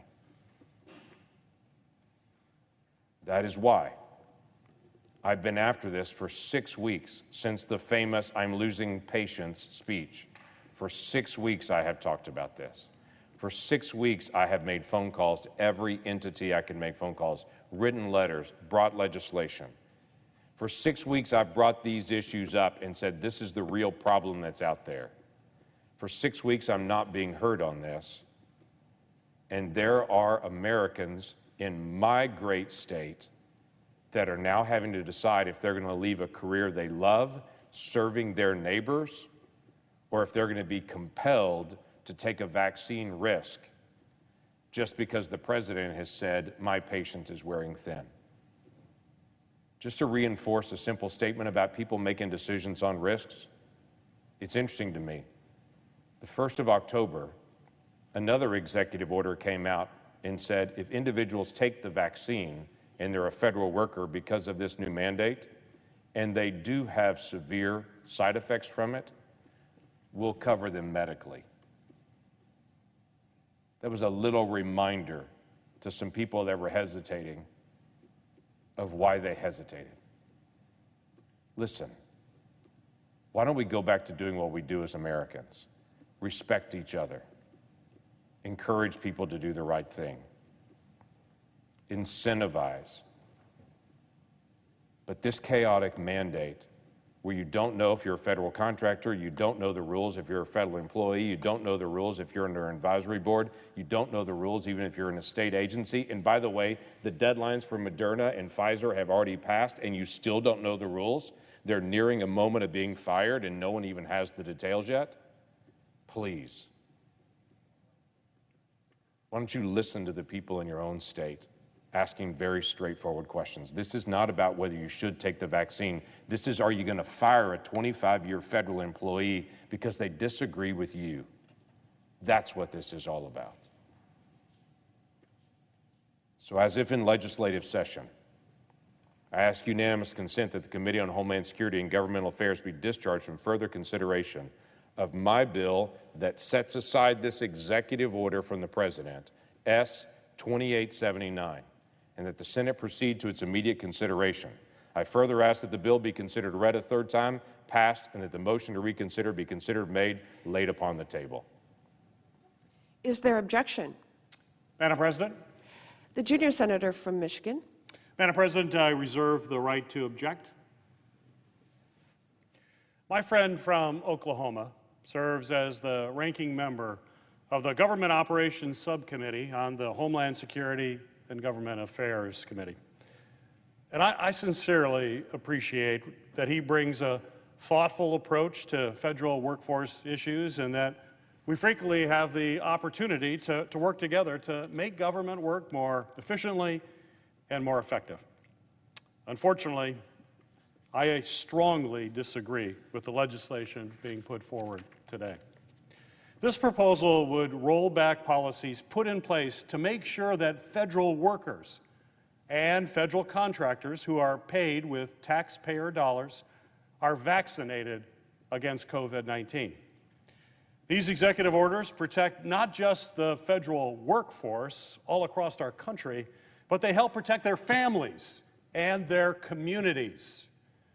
There are also common sense exceptions for people with disabilities, with medical conditions, or sincerely held religious beliefs. These policies were put in place both carefully and fairly. Madam President, the American people are literally sick and tired of this pandemic, a pandemic that has already claimed over 725,000 lives, including the lives of our friends, our neighbors, and our family members. And they want this pandemic to end, and vaccines is how we get there. From the beginning of this pandemic, I and many of my colleagues have been dedicated to bringing safe and effective vaccines to the people who live in our states by investing in science and research and by strengthening our domestic supply chains. COVID-19 vaccines are now widely available, but we know from trusted scientists and public health experts that we need higher rates of vaccination to get this pandemic under control. The politicization of safe, effective public health measures is making it harder to end this horrible pandemic.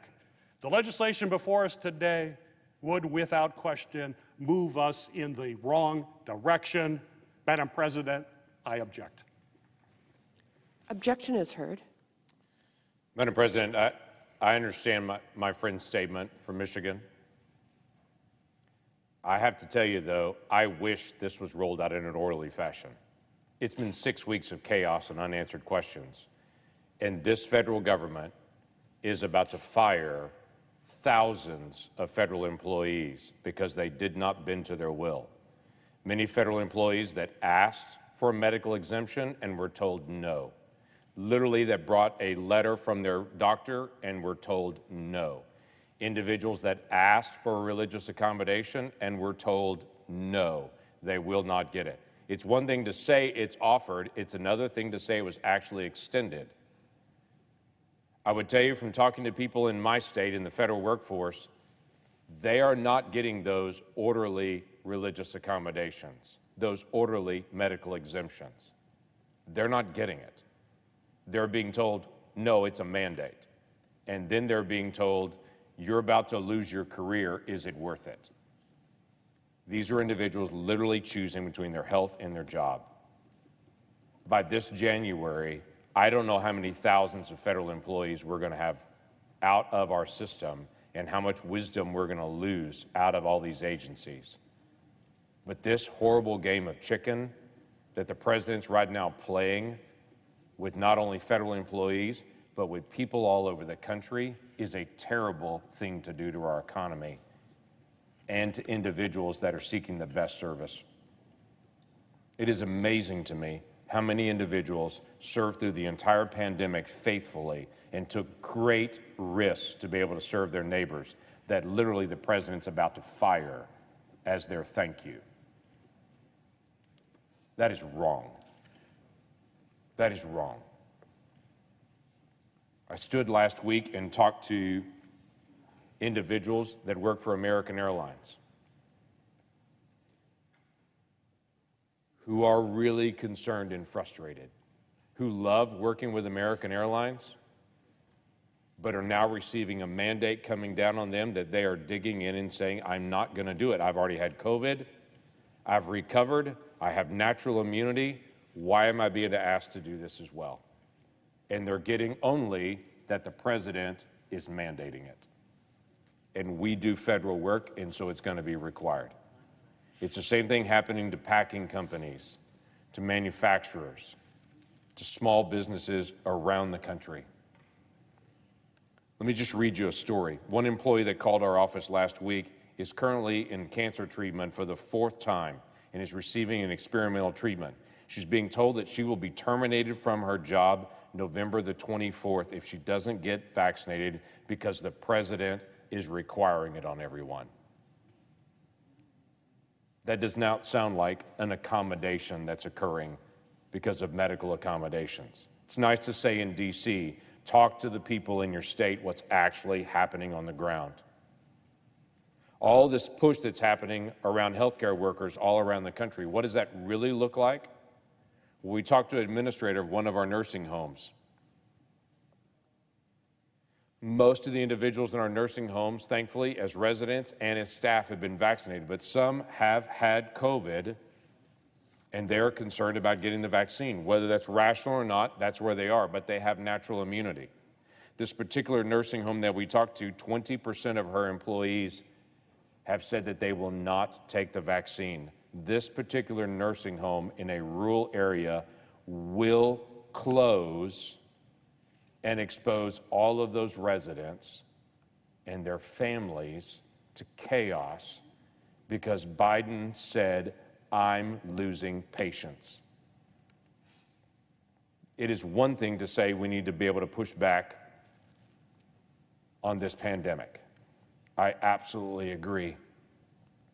It is another thing to irrationally close down nursing homes that are taking care of patients that, by the way, were filled with people, frontline workers, that put their life at risk last year to serve people, and now to push those people out and fire them this year?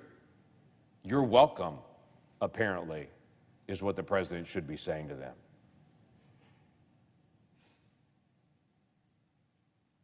All I'm asking for is reason. All I'm asking for is to consider those 44 million Americans that have natural immunity and to accept what we all know scientifically to be true. All I'm asking for is real medical exemptions. That's not irrational. All I'm asking for is real religious accommodations. Those are things that should be straightforward, common sense, and doable. But for whatever reason, the train is barreling down the tracks. In the debris field are federal workers, individuals that work in private companies, healthcare workers across the board. I just this weekend received an email, that was a long email, from a very shy physician in one of our major hospitals in Tulsa, who she told me flat out, I don't seek personal attention, I don't do media stuff. In fact, she said, I don't even have social media at all. But she detailed out her healthcare decisions and what was going on in her own life and said, I do not want to receive this vaccine. And as a physician at a major hospital in Tulsa, she is about to lose her job because President Biden's patience is running thin. What do her patients do next?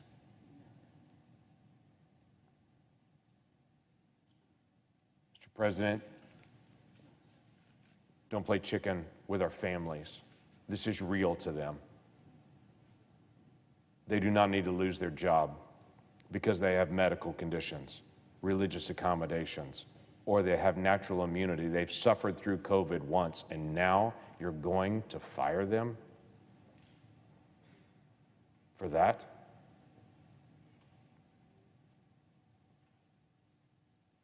Let's have a real dialogue, not a rushed, my patience is wearing thin. With that, I yield the floor.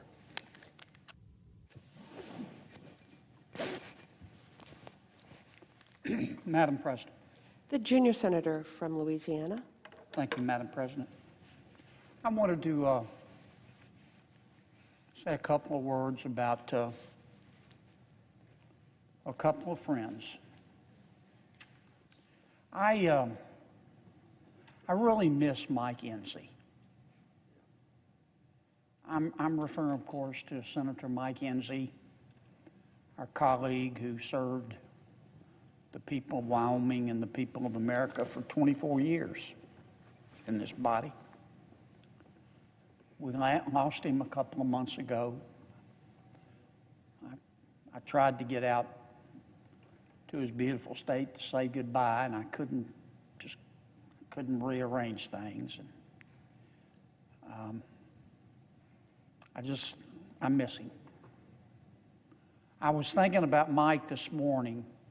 I had a meeting over here early, not too early, but about 8 o'clock, and I walked from my little overpriced Capitol Hill apartment through the park to the Capitol.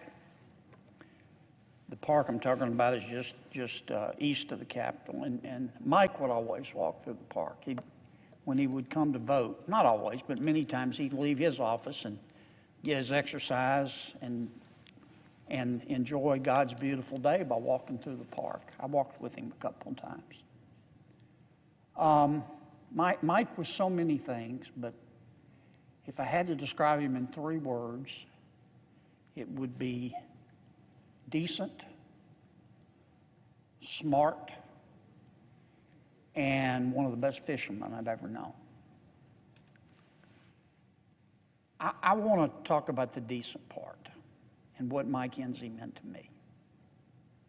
I mean, I could talk about his background and the fact that he was a giant among senators and how everybody respected him, but everybody knows that.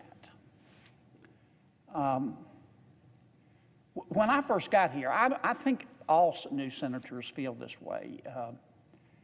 This is the members of this body are very, very smart. And they're very, very driven. And at least for me, when I first got here, it was a very intimidating place. And I think that's true for most senators. I think if you ask all 100 senators what it was like their first month here, 99 of them would tell you that they were intimidated. The 100th would be lying, because this is an intimidating place. But you know, Mike went out of his way, I remember, I guess he could tell I was insecure, to reassure me. And, you know, every few weeks I'd see him in the cloakroom, or I'd see him in committee, and he'd say, Kennedy, you know, you're making a real contribution to this group. Well, of course I wasn't. But it made me feel so good and so more sure of myself. And it also made me realize, when I reflect back on it, what a decent thing it was for Mike to do. I mean, he'd been here 24 years. He had his pick of chairmanship. I mean, he really was a giant in this body. And I was green as a gourd, brand new. And he didn't have to do that. But he did. And I never told him how much that meant to me. And I really regret not telling him that now. And I feel so bad for Diana, just the most wonderful person in the world. I don't know Mike's children, Amy, Emily, and Brad, but I have a feeling, knowing that they're the children of Mike, Enzi, and Diana, that they're three wonderful Americans. And I just wanted to say that. I was thinking about Mike today. I miss him. Number two, we have an organization in Louisiana called the Public Affairs Research Council. It is one of our premier think tanks. It's an independent group. They're not political. They do serious research, and they offer very serious suggestions about how we in Louisiana can solve some of our social and economic problems. I don't know how long, we call it PAR, Public Affairs Research Council. I don't know how long PAR has been around, as long as I've been in government, which is the late 80s, and it was there way before I came. I didn't have time to look up when it was founded, but I think it's pretty much 2 years older than dirt. It's just been there. It's an institution in Louisiana. It's privately funded. People who care about our state contribute money to do PAR's work. I religiously read all of PAR's white papers and research papers. Everybody I know who cares about my state takes their suggestions seriously. And to be the director or the president of PAR it's quite an honor. It's a lot of work, and it's a big deal. And our president of PAR is retiring. He's a friend of mine. His name is Robert Travis Scott. And I wanted to say a word about Robert. Robert's graduate of the University of South Carolina with honors, graduate of Johns Hopkins. He's done it all. I first met and Robert has been president of PAR since 2011. But before that, he was the Capitol Bureau Chief for our Times-Picayune newspaper in New Orleans. And that's how I got to know him. Robert was never an agenda journalist. And we know that those journalists, particularly in the print media, exist. They exist in electronic media. I couldn't tell you today what Robert's politics are. I don't even know what party he's in. I don't know if he's in a party. He was always, when he was a reporter, a straight shooter.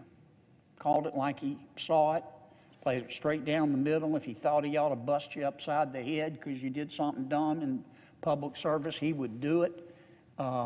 But he didn't do it just in a gratuitous way.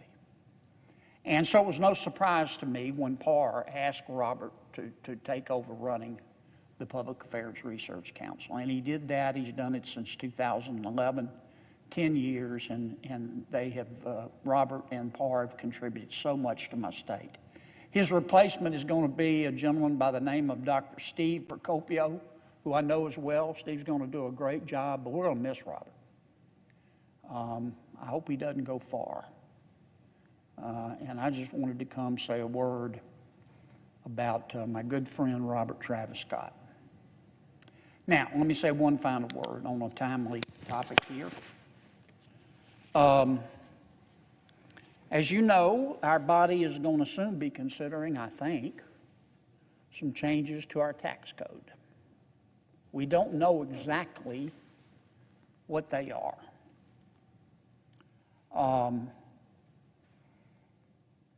I just want to strongly encourage my colleagues and my friends, because I like everybody in this body, if we're going to make changes to our tax code, to make those changes on the basis of sound economic principles.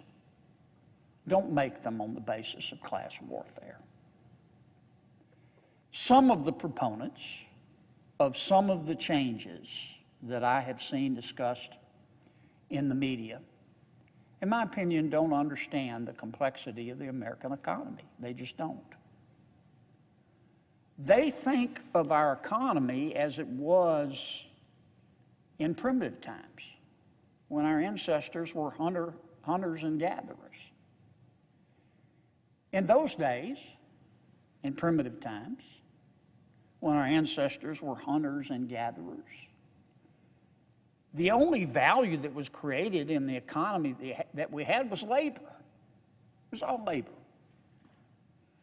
And then, in those days, when somebody became rich, they became rich by exploiting the capital of others. In fact, that's what Marx talked about. Marx's concept of the economy was that the only value in an economy is work. And if you become wealthy in an economy, you have become wealthy as a result of exploiting the labor of others. So Marx agreed with this description of our middle, I want to say medieval, but it was way before medieval times, when our ancestors were hunters and gatherers. That's not the American economy today. The American economy today is the greatest economy in all of human history because it's a marriage of capital and labor. And capital and labor are not antagonistic. They work together. Now, it's not without friction. I understand that. But that's why we have become the greatest economy in all of human history. And when capital joins labor, and the two contribute and play their own role, we are able to all work and save and invest and fund the research and development and do the innovative things that have given all of us the greatest quality of life in all of human history. So capital's not a bad thing. It's a good thing. And there's been a lot of talk around here about billionaires. Bad billionaires. They're not paying their fair share. I've never completely understood how you determine what the fair share is of somebody. Well, let me put it another way. I don't understand what the fair share is of what somebody else has worked for. I don't know what my fair share is of what the president, Madam President, what she's worked for. It's yours. You worked for it. But that aside, this talk about the bad billionaires and they don't pay their fair share and they're hurting our economy and they only got rich based on exploiting other people's labor, I think shows a gross misunderstanding of the complexity of the United States economy and a gross misunderstanding of free enterprise. And I hope we don't lose sight of that as we go about the process of making changes to our tax code. Let me say it again. If we make changes to our tax code, let's don't make them on the basis of class warfare. Let's make them on the basis of sound economic principles. So, congratulations to Robert Travis Scott and PAR. Robert, I hope you have a wonderful retirement. Don't be moving back to South Carolina or Baltimore or other place. Stay in Louisiana. And Mike, I miss you. Mike Hensey, I miss you. You know, I've heard it said before that, I didn't say this now, I'm just repeating it, that most senators believe in God and the rest of them think they are God. Mike Enzi was in the former category. Just a great man. Smart, good fisherman, but most of all, he was decent. Madam President, I suggest the absence of a quorum. The clerk will call the roll. Ms. Baldwin.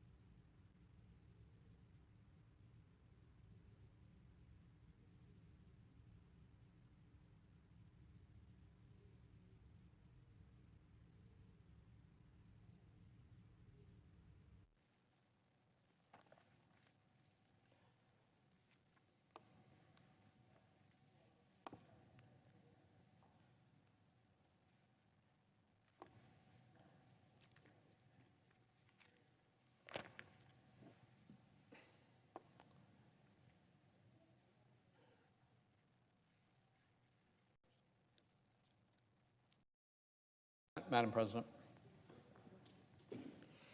The senator from Pennsylvania. Madam President, I ask that the quorum call be vitiated. Without objection. Thank you, Madam President. I rise today to discuss President Biden's nominee to serve as one of our nation's chief banking regulators. It was about a month ago, President Biden announced his intention to nominate Cornell University law professor Saule Omarova to serve as comptroller of the currency. I was on the floor recently and I spoke about her nomination, and I noted at the time that she has been celebrated on the far left for promoting ideas that she herself has described as, and I quote, radical.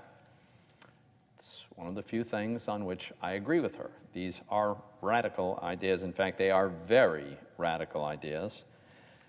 And most disturbing about this, Madam President, is they demonstrate, these ideas of hers, a very clear aversion to America's free enterprise system at a very fundamental level, despite the fact that our free enterprise system has produced an incredible level of prosperity and standard of living. I have to say, I don't think I've ever seen a more radical choice for any regulatory spot in our federal government that I can think of than Professor Omarova. And let me be clear, that assessment is based on the things that Professor Omarova has written and said in her own words, often quite recently. So today I want to focus on just one of the radical ideas that she presented in great detail in a paper that she wrote in 2016, not exactly ancient history. This is her plan to have the federal government set wages and prices for large sectors of the U.S. economy. In fact, for the most important goods and services in our economy. Under her plan, the federal government would designate, and I quote, these are her words, quote, systemically important prices and indexes, end quote, or SIPIs. She creates an acronym for these things. She calls them SIPIs, for the Federal Reserve to regulate. So she details 5 different approaches, different ways that the government could regulate and take control over these prices of these systemically important goods. And it's all a terrible idea based on the completely erroneous premise that somehow the government knows what the price of these things should be.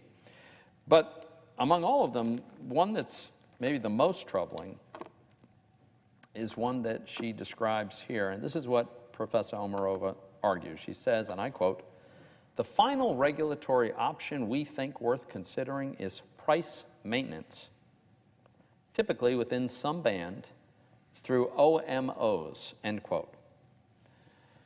Now, OMO stands for open market operations, and that is an operation that the Federal Reserve engages in. But the Fed uses open market operations, or OMOs, in Professor Omarova's lexicon,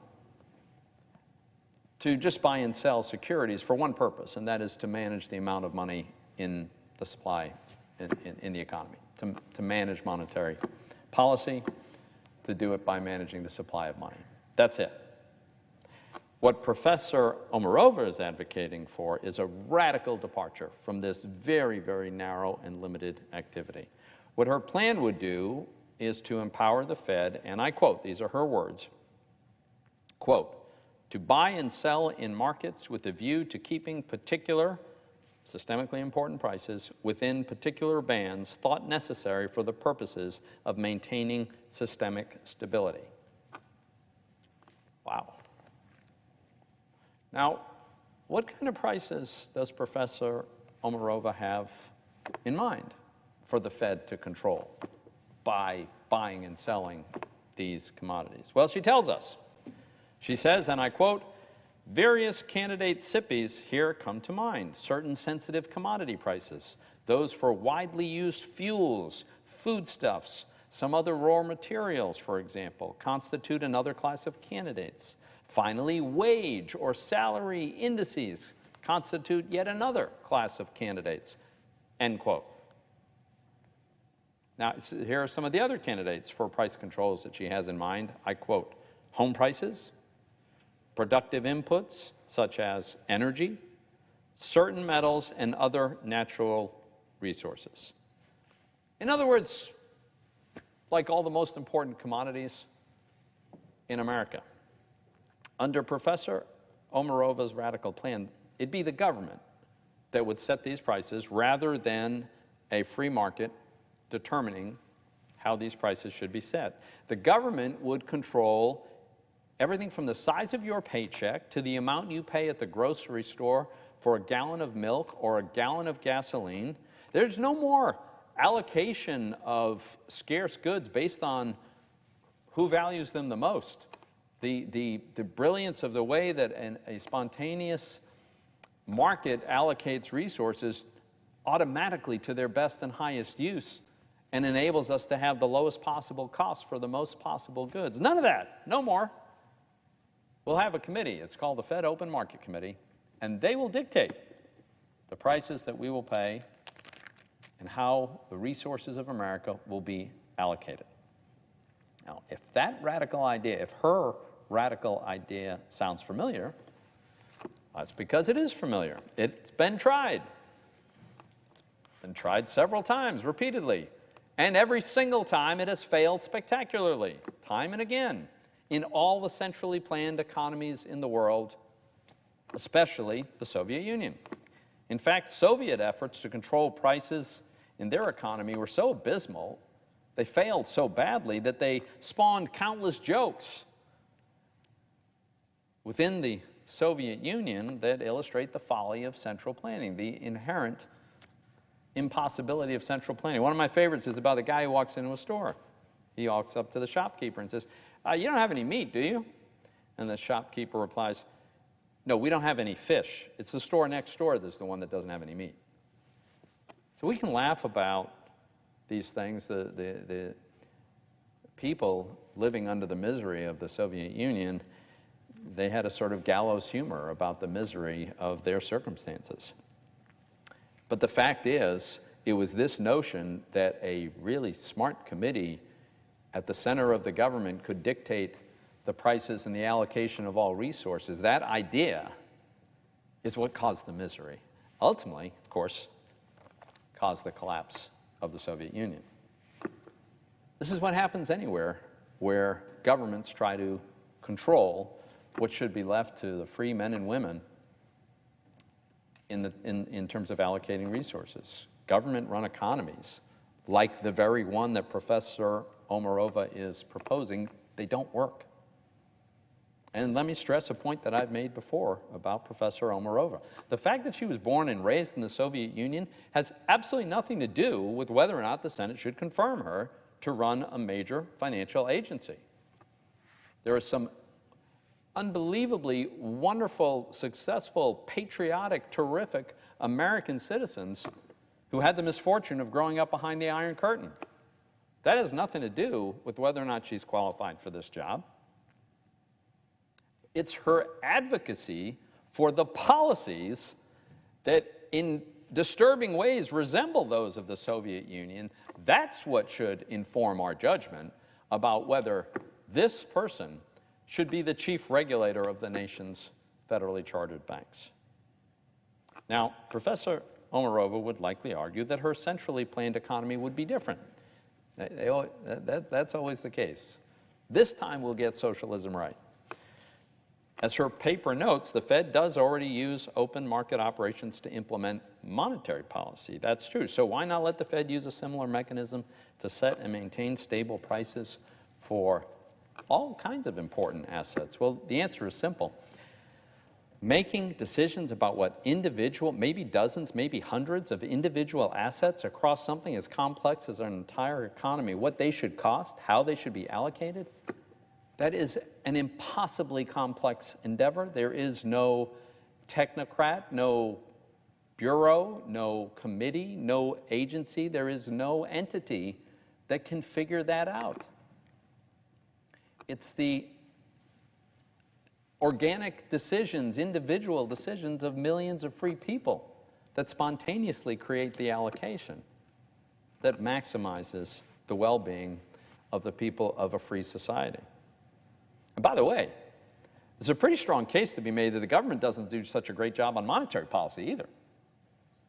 People that we have serious doubts about how well they set the price of a single thing, namely the U.S. dollar. Do we want them directly controlling the prices of everything, or at least everything that's important? I think not. So the more I read the radical ideas that Professor Omarova has advocated for, and the more I think about the damage this would do to our economy and our society, the more troubled I am by her nomination. And so, Madam President, I strongly urge President Biden to reconsider his nomination, his decision to nominate her. I have one other topic I want to address this afternoon, Madam President, and it has to do with this really extraordinary and very reckless tax and spending spree that our Democratic colleagues seem determined to attempt to pass. Now, there's been a lot of focus, understandably, on the staggering size of this, right? Is this going to be the $3.5 trillion of the budget resolution that passed here, and is that a compromise from $6 trillion that some of our Democratic colleagues preferred, or $7 trillion, or will it be 1.5 or 2? Okay. I would just say that there's no doubt in my mind, wherever this ends up, if it ends up anywhere, it's going to do a lot of damage. It's going to do a lot of damage to our economy. And I think that's probably why there's significant reservations even among Democrats, and there's not any support among any Republicans for this various iterations of this bill. At the heart of it, what this bill does is several things, but one of them is to attempt to redefine the very role of the federal government in our society. And what I'm referring to is the attempt to have the federal government provide the needs, like all kinds of basic needs of basically anyone in the middle class, from cradle to grave. It's free pre-K, free child care, free paid leave, free community college. Oh, maybe that one got dropped. I mean, many of them aren't even means tested. They're not meant to be means tested. If they are, you can have many multiples of the median family income and still qualify. It's all about making the middle class dependent on government. What a terrible idea. But I'll have more to say on another occasion about the idea of putting the entire middle class on the dole. Instead, I want to focus for a minute on a particularly ill-conceived provision on the tax side of this, because it's got massive tax increases as part of this proposal. And one of them is the huge increase in the U.S. global minimum tax. When we did the tax reform of 2017 and brought about the end of corporate inversions, among other things, we established a global minimum tax at a low rate of 10%. Now, what the Biden administration is proposing is it's going to completely upend the tax reform of 2017. We probably all remember the big announcements about this international agreement on multinational taxation. It consists of two pillars, as you may recall. Pillar one is this unprecedented change that would allow foreign countries to tax American companies based on the sales of the American companies into the foreign country. We have never had a tax policy based on that. You could tax the income of a company that is based in your country. You don't get to reach into the income of a company based in some other country. Many of our allies and friends around the world have long wanted to grab some income tax from American companies, and American administrations have fought it. This administration has embraced it. It's a big revenue transfer from U.S. Treasury to the treasuries of other countries. Unsurprisingly, this feature, this Pillar 1, this has been a high priority for these other countries. As I say, they've long sought this source of money. So that's Pillar 1. Pillar 2 is an agreement by OECD countries to impose a 15% minimum tax on the foreign income of their multinational countries. Now, why was this important? Well, this is very important to the Biden administration because they want to raise the tax imposed on foreign income of U.S. multinationals, and they at least implicitly acknowledge that if foreign countries don't do likewise, if they don't have a very burdensome tax regime like we're going to create under the Biden plan, then we'd be at a huge competitive disadvantage, and multinationals would have no choice but to flee the United States, and many, many jobs going with them. So that's pillar 2. Now, here's one of the big problems with this whole arrangement, this whole negotiation. As I said before, the administration has implicitly acknowledged that if the rest of the world doesn't impose this huge minimum tax on their multinationals, we'd be at a huge competitive disadvantage. That's why they negotiated this. But there's a very real possibility that some of these countries, many of them, may not implement a global minimum tax despite the tentative agreement. And there's at least 2 reasons. One is these countries have only reluctantly agreed to Pillar 2 in the first place. They didn't think this was such a great idea, but they agreed to it in return for Pillar 1, right? In return for the commitment that they'd be able to grab some of the tax revenue that we normally collect. Here's the problem with that. Implementing Pillar 1 requires changing the treaties, the multilateral or the bilateral treaties, tax treaties that the U.S. has with these other countries. Changing the treaty requires a 2/3 vote in the Senate, because under the Constitution, ratification of a treaty is subject to a 2/3 vote. Well, guess what? I don't think there's 2/3 of the United States Senate prepared to vote for this tax giveaway to these other countries. So if I'm right, then Pillar 1 never gets implemented. If Pillar 1 never gets implemented, then the sole motivation for these countries to raise their corporate global minimum tax goes away. So I'm not sure how they square this circle. And at a minimum, I would think they ought to sort this out, the administration that is, before they just go ahead and put American companies at a huge competitive disadvantage. By the way, even if they get their way exactly, we're going to be at a huge competitive disadvantage. The best they could negotiate from OECD countries was a global minimum tax of 15%. Their own proposal has an effective global minimum tax rate of 26% that we'll be imposing on our own companies. That's a pretty big difference on the margin, and it creates an incentive to have your multinational headquartered somewhere other than the United States of America. That's a very bad idea.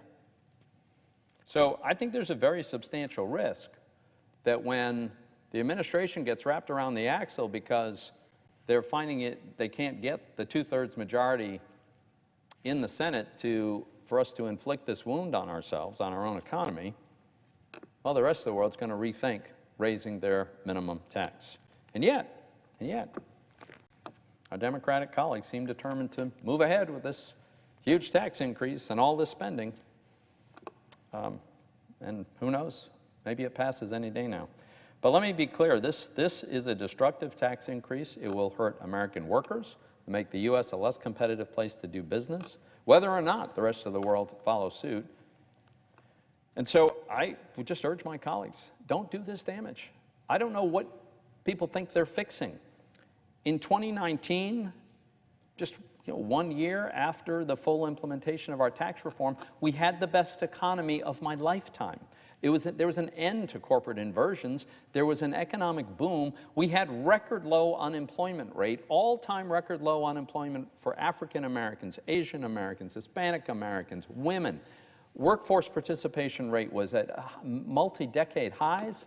Wages were growing, and wages were growing fastest for the lowest income workers. Under our regulatory and tax reforms, we were narrowing the income gap and allowing Americans to create wealth and prosperity and achieve a higher standard of living. I asked my colleagues, what was so bad about that? What's really so bad about the best economy of my lifetime? Rising wages, a better standard of living, and a narrowing of the income gap. What was so bad about that that you want to throw it out the door, out the window? I don't get that. I don't get that at all. It's not too late. maybe we'll be fortunate enough to be able to dodge this. But if we don't, Madam President, a lot of families, workers, Americans of all walks of life will have a lower standard of living as a result of this very ill-conceived tax policy from the Biden administration. And with that, I yield the floor.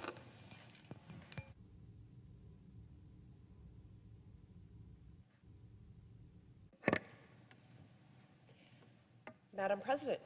The senator from Wisconsin. Thank you. I rise to speak in support of legislation that I have recently joined Senator Warren in introducing. It's called the Stop Wall Street Looting Act, and it concerns some of the practices and the business model of what I would describe as predatory private equity firms.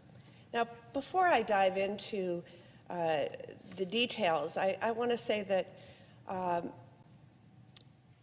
there are very good private equity companies that invest in the businesses they purchase and the communities and the workers. But unfortunately, this is something that I have firsthand knowledge of, is the impact of predatory private equity businesses on workers and communities in my home state of Wisconsin. Several historic Wisconsin companies have been driven into bankruptcy or had their facilities moved overseas by the private equity funds and companies that acquired them. The first company that I want to talk about is Shopko. For those who weren't in the Shopko footprint in the United States, Shopko is a retailer that was founded in 1961 in Ashwaubenon, Wisconsin. Shopko was bought by a private equity firm after many profitable years of existence back in 2005. The firm was Sun Capital Partners. Now, Sun Capital immediately executed what's known as a sale-leaseback, a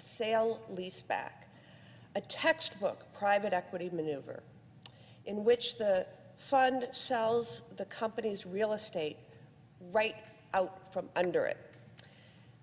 Now, real estate and the facilities were the most major asset that Shopko had. Certainly, they also had inventory and workers, but the real estate, they owned it. And this private equity firm basically sold Shopko's 351 locations worth hundreds of millions of dollars. And they were sold to a company that would lease the land and buildings back to Shopko. Sun Capital promised to reinvest the proceeds of the sale back into the company.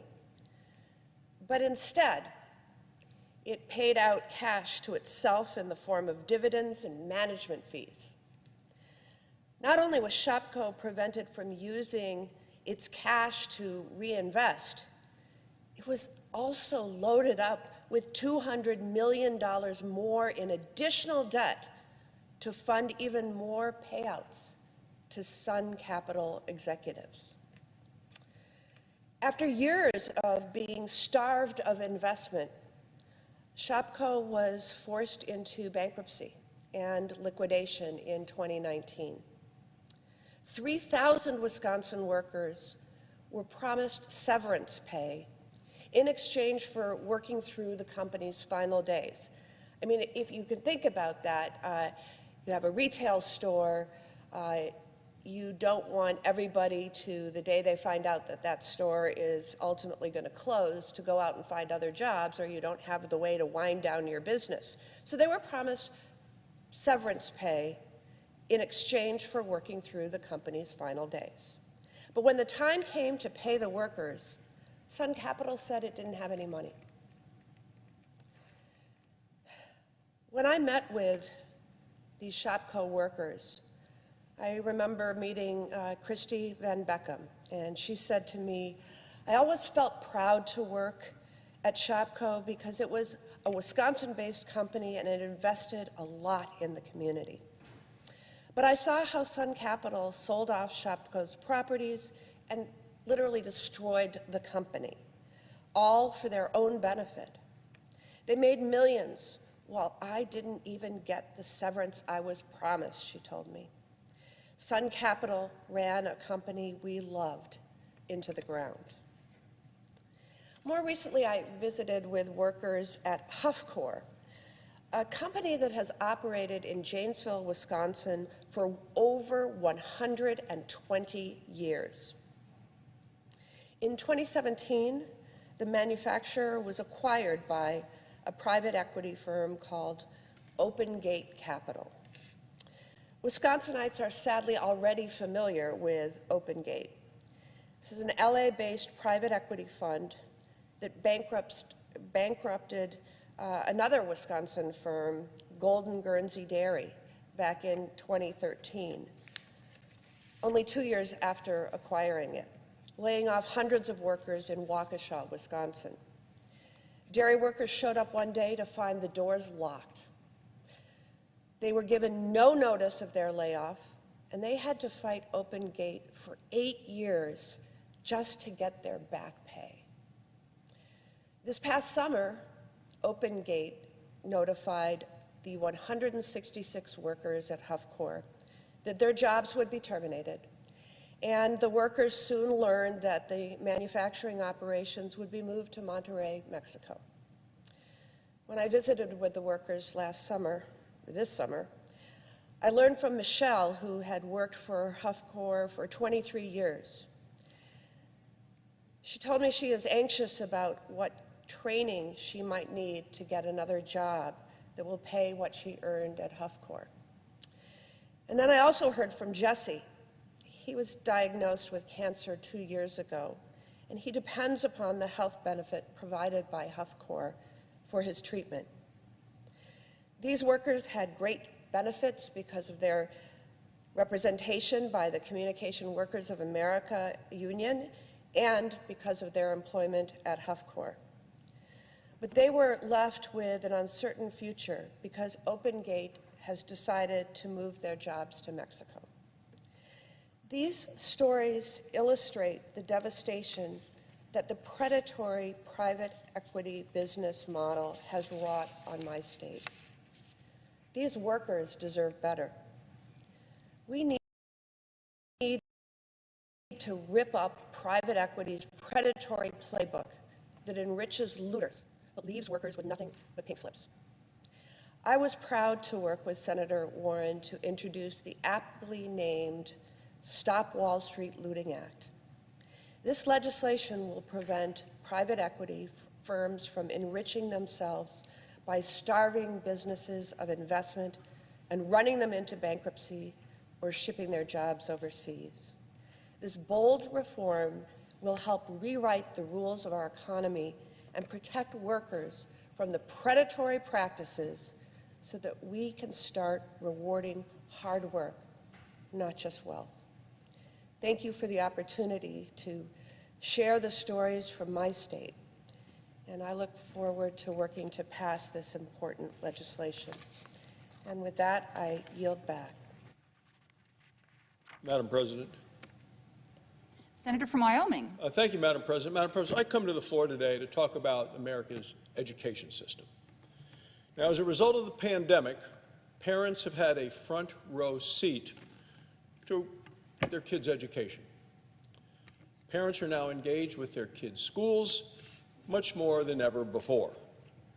Many parents have had to make tough decisions about a number of things during the pandemic, but especially about their children's education.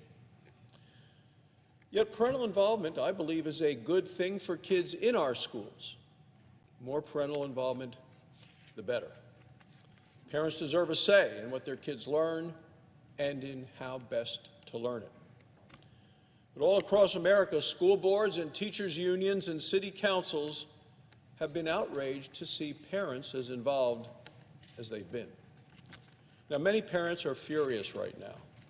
In many cases, they found out that their kids were spending more time on liberal ideology than they were on science or on math. Earlier this year, the state of California proposed teaching math, hard to believe, but this is what they said, from a social justice perspective. Math from a social justice perspective. Well, parents appropriately were furious, and the proposal was not rejected completely, but just postponed until next year. Oregon now allows students to graduate without proving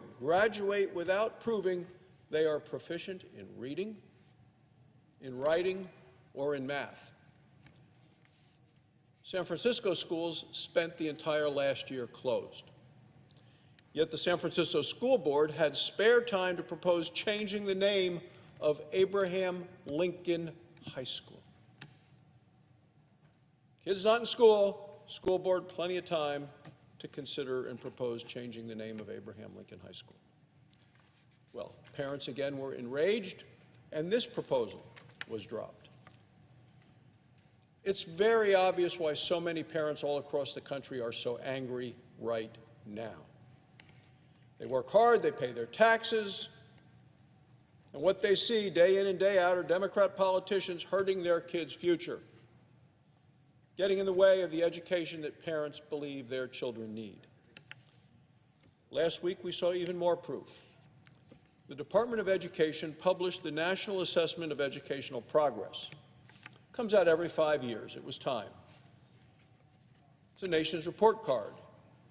This year's report card shows test scores in math and in reading have plummeted. Now, this was the first time these scores have dropped in 50 years. Lesson's obvious. We're spending much too much time away from the things that students ought to be spending their time on. We need to spend less time on ideology and more time on education of the basics. Real knowledge, real skills. Many school boards across the country refuse to listen. In fact, the National School Board Association recently complained to the Biden administration about angry parents. Now the Attorney General is treating angry parents like criminals. The Attorney General of the United States deciding that angry parents are to be treated like criminals.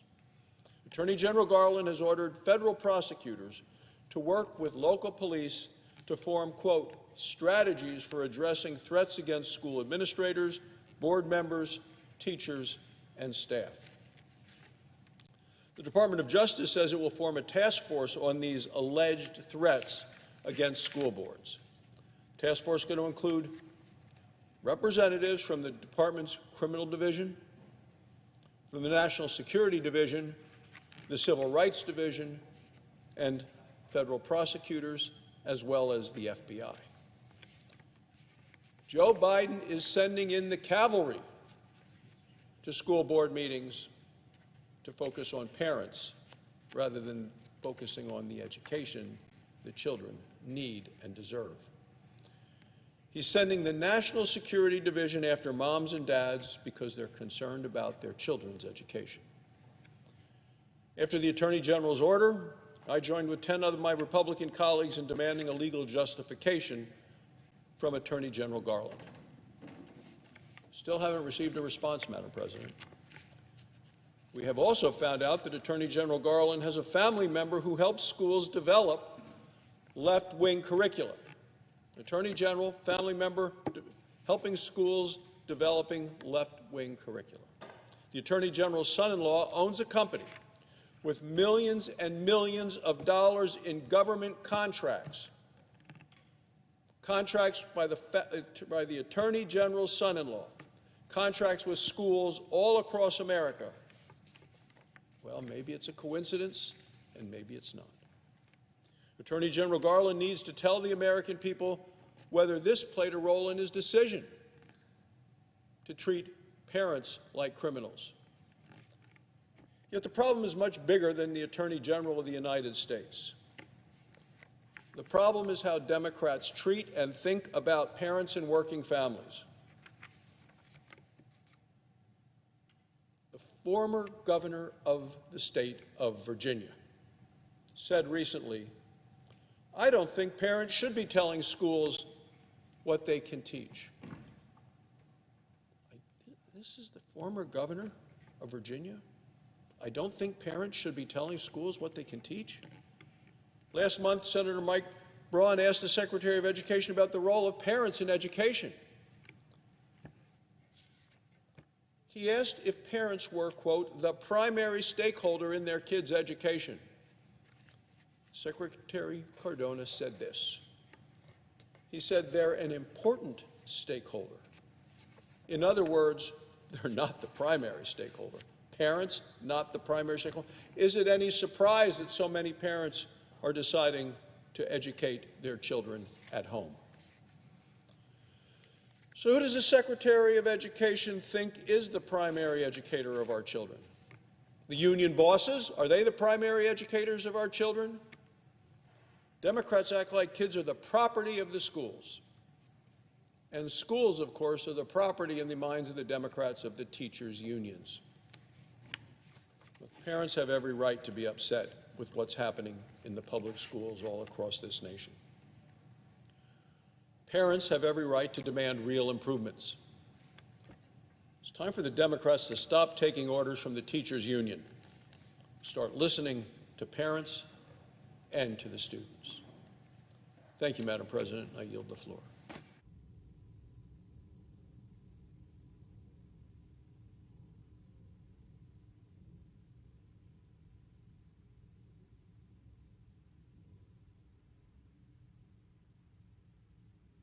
Madam President. Senator from Texas. Madam President, over the last couple of years, our Democratic colleagues have suggested a range of unrealistic and downright harmful policies, and our shared goal, and I emphasize the word shared goal, to reduce carbon emissions. But it's not just a question of what you're doing, it's a question of how you are going about doing it. And the way they're going about doing it is going to raise the prices of electricity, gasoline, and all forms of energy on people on fixed incomes, people who are seniors, living on Social Security, and others. They've proposed everything from the socialist agenda that is the Green New Deal to more targeted, but no more realistic, zero net emission mandates. Now, we all know that energy transition occurs at all times. I've traveled to India as perhaps the presiding officer, and other countries where people literally cook their food using cow manure patties, dried cow manure. And I remember Prime Minister Modi coming to Houston, Texas during an event we called Howdy Modi, and he heralded the use of the increased access to cooking gas so that his constituents, Indians, wouldn't have to use dried cow dung to cook their food. That represents progress. Or not having to use wood chips anymore. Then the transition was to coal, then to natural gas, nuclear, other forms of energy. So energy transition occurs at all times. The only question is how it comes about, whether it's as a result of higher taxes and forced government mandates, or whether it's which form of energy competes favorably for consumers because of its cost and availability. Well, I think of all the dangerous policy proposals, I think the reckless tax and spending spree bill takes the cake. This is the so-called reconciliation bill that's now pending over the House or being negotiated. Nobody's actually seen it yet, but we keep hearing what's in it, and we keep hearing that the left is negotiating with the far left, and this is what happens when our Democratic colleagues don't include people in the opposing political party to try to build consensus. It's pretty hard, particularly when you only have 50 votes. This isn't like FDR's New Deal after the Great Depression, where he had huge majorities. And so I think what our Democratic colleagues are finding out, that when they're trying to go alone, passing these radical policies, it's really, really hard to do because you have no room for error. But it reminds me of the Yellow Jackets protests in France starting back in 2018. What's happening now with some of these mandates and these higher taxes. This was, as you may recall, a social movement of French working class families who felt disenfranchised from the urban elite, who can focus on the end of the world, they said, while we're worrying about the end of the month, I think it's pretty apt to where we are today. This reckless tax and spending spree not only compiles the most irresponsible policies into one massive bill, as I said, our Democratic colleagues, along with the White House, are trying to pass it in a 50-50 Senate on a party line vote. Well, talk about bad timing. This comes at a time when Texans and other Americans are already being pummeled by rising costs, especially at the gas pump. Inflation is rearing its ugly head everywhere in terms of energy costs, groceries, commodities, things like a washing machine or a new refrigerator. Try buying a new house, and you see the cost has just jumped dramatically. But it's a demonstrable fact that in the last year, gasoline costs have gone up 55%. Now, the average price today is about $3.33 a gallon. A year ago, it was $2.16 a gallon. For somebody who drives a pickup truck, and we have a lot of pickup trucks in Texas, it would cost $56 for a tank of gas a year ago, but today it's $87, a $31 increase. But unfortunately, sky-high gasoline prices aren't the only growing drain on family budgets. As I mentioned, electricity, groceries, clothing, eating out occasionally at a restaurant, and countless other expenses are on the rise. Prices are so high that inflation is outpacing wage growth, essentially giving workers a pay cut. Let me say that again. If you are earning, let's say, $10,000 a year, just to pick a number, and inflation rises like it does with gasoline costs, you're effectively getting a pay cut because of the rising costs of goods and services. But that doesn't seem to deter our Democratic colleagues from moving full steam ahead on legislation that would drive these costs even higher. After spending nearly $2 billion earlier this year on a party line vote, our colleagues are back for round two. And this time they're prepared to take a wrecking ball to one of our crown jewels in this country, which is our energy sector. By drowning the energy sector in tax hikes or increased regulation and cost, our Democratic colleagues think that they can achieve their green energy dreams with no consequences.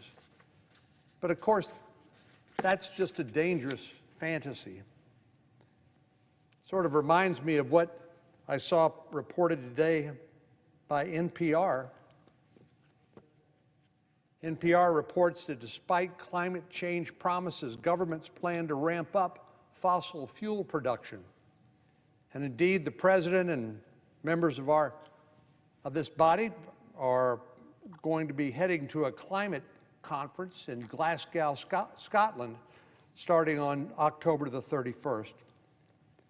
And as you know, usually what happens at those conferences, just like the Paris Climate Conference in 2015, governments make extravagant promises to reduce emissions and to eliminate fossil fuels, including coal and oil and gas, in favor of clean energy. Now, I'm not deprecating clean energy. In Texas, we believe in an all of the above energy policy. Wind, we produce more electricity from wind turbines than any other state in the nation. So I'm certainly not bad-mouthing clean energy, but it has to play a role and not dominate or to the exclusion of other forms of energy. But as the NPR article points out, despite lofty commitments made by governments to reduce greenhouse gas emissions, they're still planning, according to this UN report that was just issued, to extract huge amounts of energy from fossil fuels in the coming years. This report was published Wednesday, today. and it details how the world's largest fossil fuel producers plan to carry on using coal, gas, and oil despite promises made in Paris in 2015. So it really makes you wonder what's going on when these political leaders go to places like Glasgow or Paris and make extravagant promises and then come back home and break those promises. Well, I think I know what's happening here, because just like in France in 2018, when the government tried to impose a new fuel tax on consumers, the Yellow Jackets protested. They said, "You're worried about the end of the world. We're worried about how do we pay our bills through the end of the month." I think a similar phenomenon is occurring now, because none of these green energy fantasies come cheap. That's another reason why energy costs are going higher. Well, whether you're talking about energy or agriculture or any other sector of the economy, higher taxes, which are what our colleagues are attempting to assess against the energy sector, it always means higher prices for consumers. Companies don't absorb those costs, they pass them right along to consumers in the form of increased costs. In fact, many businesses can't absorb increased taxes and keep their prices stable because they simply can't operate in the black, and they'll go bankrupt. So businesses just don't take the hits that keep on coming. They will raise prices, they'll lay off employees, or implement any combination of cost-cutting measures. And that's exactly what this pie-in-the-sky green energy fantasy bill contained in the reconciliation legislation would spur.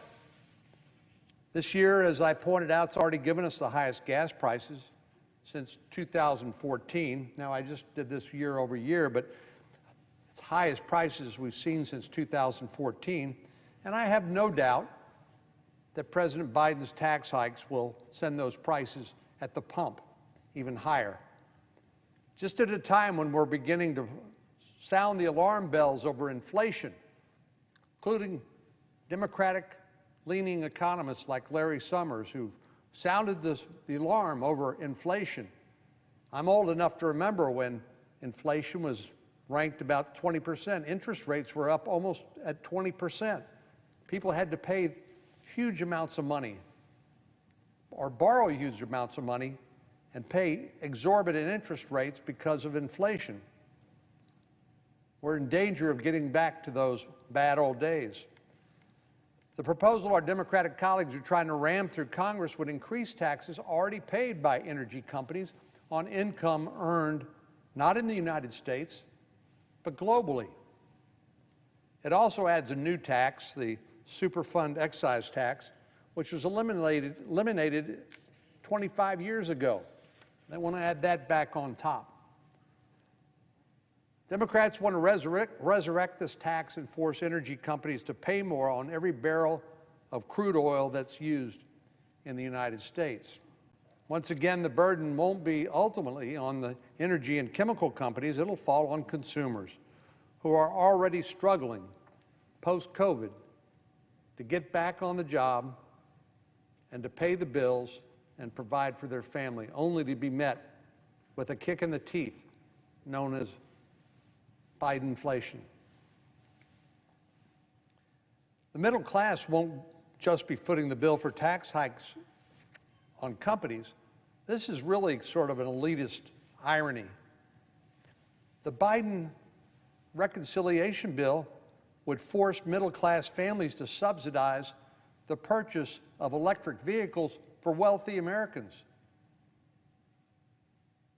Not only are we going to raise prices on you through tax increases, we're going to take money out of your pocket and give it to rich people who can afford to buy these expensive electric vehicles. This bill provides a tax credit for electric vehicle purchases even if the vehicle is made completely or substantially in China. Won't they love that? On top of that, you get a bigger tax credit for electric cars built in union shops. Some of the greatest political friends of the Democratic Party. Our colleagues haven't provided a very good explanation for this, but I, for one, find it hard to believe union-built electric vehicles are any greener or cleaner or emit less than non-union built vehicles. This is just a big wet kiss for a political constituency. And as a reminder, unlike gas-powered vehicle drivers, EV drivers don't pay any money into the Highway Trust Fund. Now, if you buy a gallon of gasoline, I think it's 18 cents on the gallon goes into the Highway Trust Fund that's used to build and maintain our bridges and roadways. Because of more use of electric vehicles that don't pay any money into the Highway Trust Fund, that trust fund is going broke. So the tax breaks for the rich just keep on coming. Take money from middle-class families, give it to rich folks so they can buy fancy electric vehicles, courtesy of the American taxpayer. I also have concerns how the proposal that is being considered by the White House and our Democratic colleagues, how it would impact our energy security. Over the last several decades, we've made incredible strides thanks to great investment, innovation, and expertise in the energy sector. We've made great strides to reduce our dependency on other countries to keep the lights on in the United States. After all, we don't want a repeat of the 1970s energy crisis. Now, I know a lot of these young folks who are here serving as pages, they may not have been around in the 1970s, but they can look it up online. Here's what happened. When the U.S. supported Israel in the Yom Kippur War in 1973, the Arab members of OPEC, the Organization of Petroleum Exporting Countries, they weren't happy. What did they do? They banned the sale of crude oil to the United States, cut us off. And it sent shockwaves throughout our country, as you might imagine. Such was our dependency on imported oil from the Middle East. Despite some strong domestic oil production, we were still relying at that time heavily on imports. And once the supply was cut off, prices quadrupled. Many gas stations simply couldn't serve the demand. And when they could, they basically made you get an appointment to come fill up your gas tank. Some states banned neon signs to cut down on energy use. And a number of towns asked their citizens not to put up Christmas lights because of the drain on the grid. It was a slap across the face, a hard dose of reality that brought America's energy dependence to light and underscored the need to increase our domestic production and resources and wean ourselves off of this dependency, this dangerous dependency on imports. And that's what we did. Thanks to incredible investment and innovation in the energy sector and something that has come to be known as the shale revolution, named for a way to basically get oil and gas out of a rock, the tide of the energy landscape geopolitically turned in our favor. These efforts were so successful that in 2015, the U.S. lifted the crude oil export ban that was put in place in the 70s. Back when we were dependent on imports, we said you can't export it because we need not only what we can produce, but what we can import.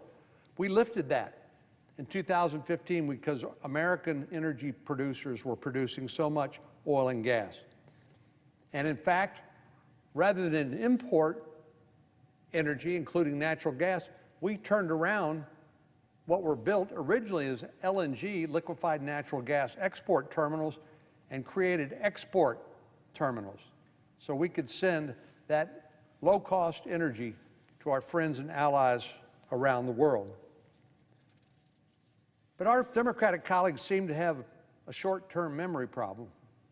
They seem to have forgotten about our history. After years of building our energy independence and strengthening our energy security, they want to turn back the clock. The tax hikes they're trying to impose on energy producers would ensure that the United States once again is reliant on other countries like Russia, Iran, Saudi Arabia, Venezuela for our energy needs. The dangers ought to be obvious. We should never, ever put ourselves in a position where we're reliant on any other country for us to keep our lights on, to operate our vehicles, for our small businesses to be able to operate, for us to be able to get electricity from the wall socket when we plug in an appliance.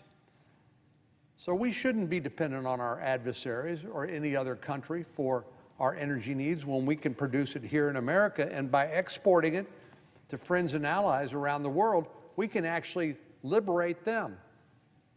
Recently, I was on a trip with some Senate colleagues to the Balkans, in a number of countries that used to be part of the old Soviet Union, which are now independent countries, many of which are part of NATO and the European Union.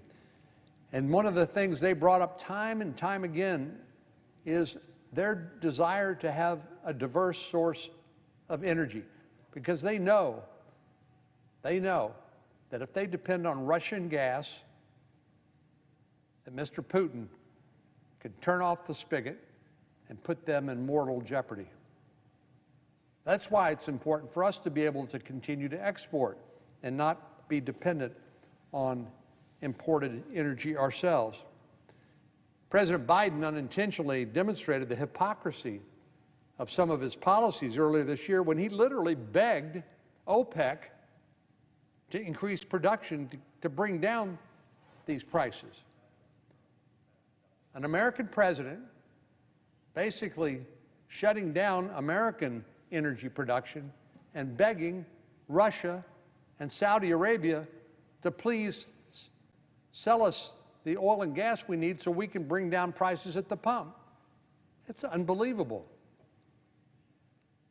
If the president's worried about affordable energy, he needs to stop pushing policies that will drive up these prices. And it's not just gasoline, it's electricity, it's you name it.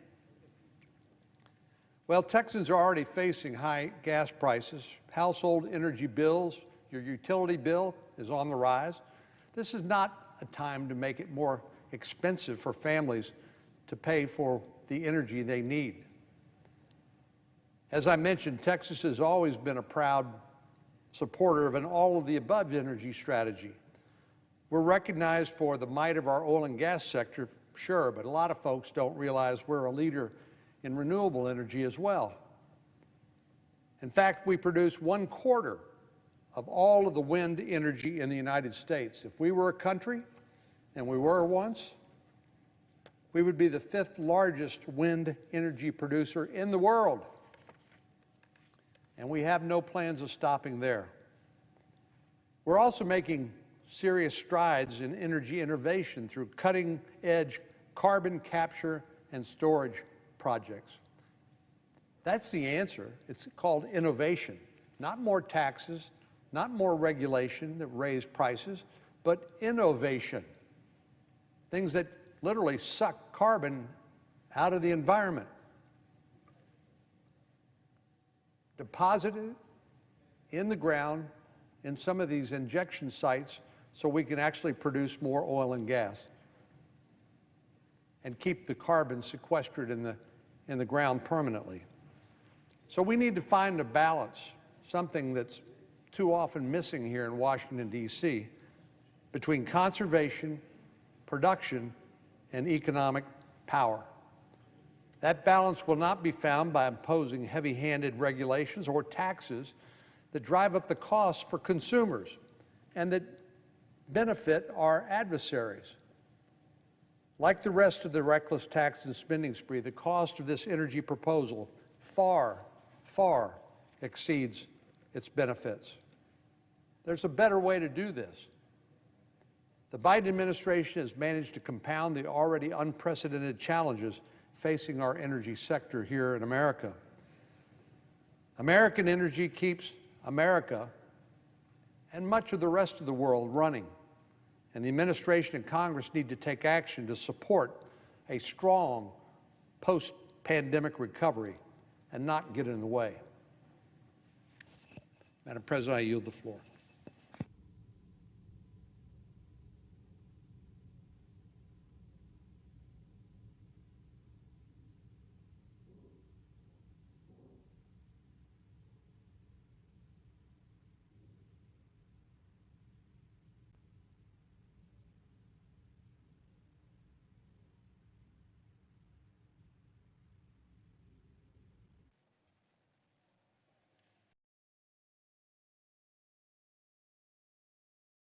Madam President. The senator from Oregon. Madam President, I come to the floor today to introduce the Department of the Interior, Environment, and Related Agencies Appropriations Bill for fiscal year 2022. Of course, that's the fiscal year that began on October 1st.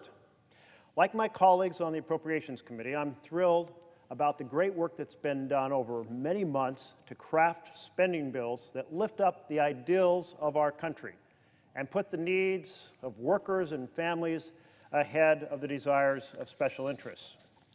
As chair of the Interior and Environment Subcommittee, I can say that this is certainly true for the Interior bill that Senator Murkowski and I, along with the members of the subcommittee, have worked so hard to create. And I want to especially thank Senator Murkowski and our fellow subcommittee members for their contributions to this bill. The Interior bill raises some of the more complex and challenging issues facing America. So we're delighted that it's been filed today. Together, we've crafted a bill that recognizes not only the danger that hotter, more devastating wildfires and longer fire seasons themselves pose, but the dangers of smoke from them. That smoke's making a bigger impact back home on our crops and on our entertainment because of outdoor venues being shut down, and certainly upon people's health. Bill makes critical investments to lessen the peril. It doubles the funding for hazardous fuels reductions. When you hear that term, you may not be sure what it means. What we're talking about is the buildup of fuels in the forest that make the wildfires so much worse. So it doubles the funding to take out those fuels to $360 million so the Forest Service can treat more of the highest risk acres of forest lands. We particularly want to see a concentration of the wildland-urban interface so that the fires are slowed down and can be attacked more aggressively when they're close to our towns. I'll never forget the Labor Day fires of a year ago where I drove 600 miles up and down our state and never got out of the smoke. And town after town after town was burned to the ground. This is why we have to invest in reducing the fuels in our forests and making them more fire resilient. The bill doubles the funding for the Collaborative Forest Landscape Restoration Program, $80 million instead of $40 million to help fund critical projects that will improve forest landscapes and add to their resiliency, while also removing limitations on how many projects could be in each region each year. You know, the thing about these landscape restoration programs, it brings together the stakeholders from the entire spectrum, from the timber companies, the environmental groups, the local elected officials, the Indian tribes, to work out a prescription on how to treat the forest, and then that treatment stays out of the courts. So it brings an end to the timber wars that have so often frustrated so many on all sides, while thereby being successful in treating the forests, producing more saw logs for the mill, producing more jobs in the forest, more jobs on the log trucks. So it's a win for fire resiliency, it's a win for jobs, it's a win for our timber industry. Funding this bill goes a long way to transitioning to a larger permanent forest firefighting force, where firefighters risking their lives now get a minimum pay of at least $15 per hour. And that doesn't sound like very much, but it's an elevation from the minimum wages of the past. And it provides $10 million to create a new EPA grant program to help states, tribes, local governments, and others prepare for and protect against the hazards of wildfire smoke. In recent years, whether it's the impact of air quality on those with breathing and health issues, or the tourism industry, or industries like our wineries and our vineyards, the smoke that can blanket Oregon from fires during fire season has been nearly as devastating as the fires themselves. Our subcommittee has also crafted a bill that takes climate crisis with the seriousness it deserves, while also striving to preserve our lands and our natural wonders. There's no question the planet is getting warmer. Our oceans are getting more acidic as carbon dioxide is transformed into carbonic acid. That's having a big impact on our ecosystems on the Oregon coast. We're facing more extreme weather, droughts, storms, flooding, heat waves. But for too long, we haven't come anywhere close to doing enough to confront this crisis. We are starting to make changes through the Interior Appropriations Bill. The bill makes major investments in EPA's climate and enforcement programs, including a 46% increase in the Clean Air and Climate Program to tackle the crisis, restore clean air capacity, expand and modernize air quality monitoring. And it provides an extra $56 million for the agency's enforcement and compliance efforts, and over $40 million for the Climate Conservation Corps. It will create jobs while jumpstarting efforts to dramatically expand on-the-ground conservation work to address the impacts of climate change, conserve and restore public lands and public waters, bolster resilience, increase reforestation, protect biodiversity, improve access to recreation. There's also $73 million in new funding to start the process of transitioning the Interior Department from fossil fuel vehicles to zero-emission vehicles. It's something that has to happen across our entire government. And finally, we've worked together to craft a bill that makes unprecedented, long overdue investments in tribal communities, in their health systems, their education systems, in social services, in water resources, in infrastructure, in law enforcement. For far too long, our tribal communities haven't received either the help or the investments that they deserve. And this bill, we're starting to right that wrong. The Bureau of Indian Affairs is getting a 15% increase in funding. The Indian Health Service is getting a 21% increase in funding. And for the first time, the Indian Health Service is getting an advance appropriation status. What that means is if the government shuts down, we don't shut down the health services for Native Americans. When that happened in the past, that was an egregious failure. You can't let that happen. This bill puts an end to that, creating peace of mind for everyone that the health service will be there when needed. We're increasing the Bureau of Indian Education budget by 8%, the Native American Alaska Natives housing programs by 18%. Certainly can't make up for centuries worth of disastrous policy and chronic underfunding when it comes to Indian country overnight. But I believe this bill and its unprecedented investments should begin to make a large stride towards fulfilling the government's treaty and trust responsibilities, showing tribal communities that their needs are a priority. Madam President, there is a lot more in this bill. Interior Appropriations Bill covers a lot of territory, but I wanted to come to the floor and share some of these highlights. It is important that we get our funding bills for fiscal year 22 to this floor, to the President's desk, and take all the expertise that has gone into these bills into action by bills that have passed and been implemented.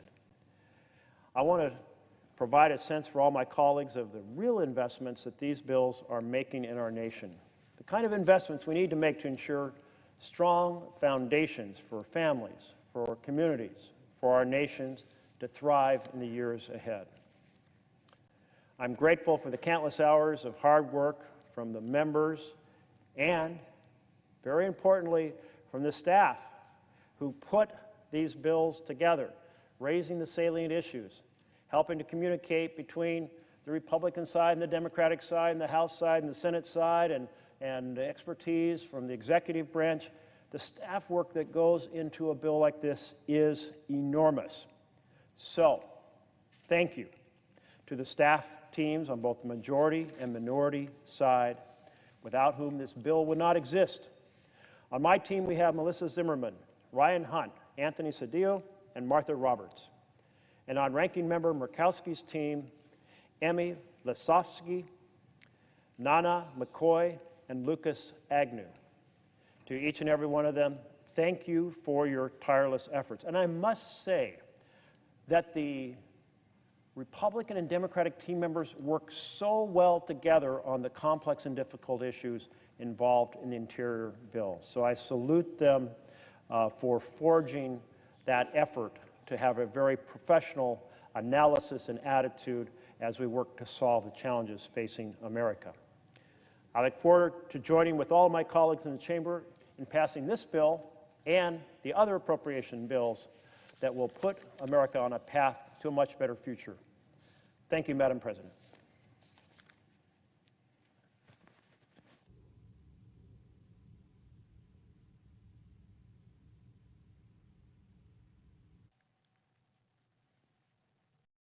Madam President.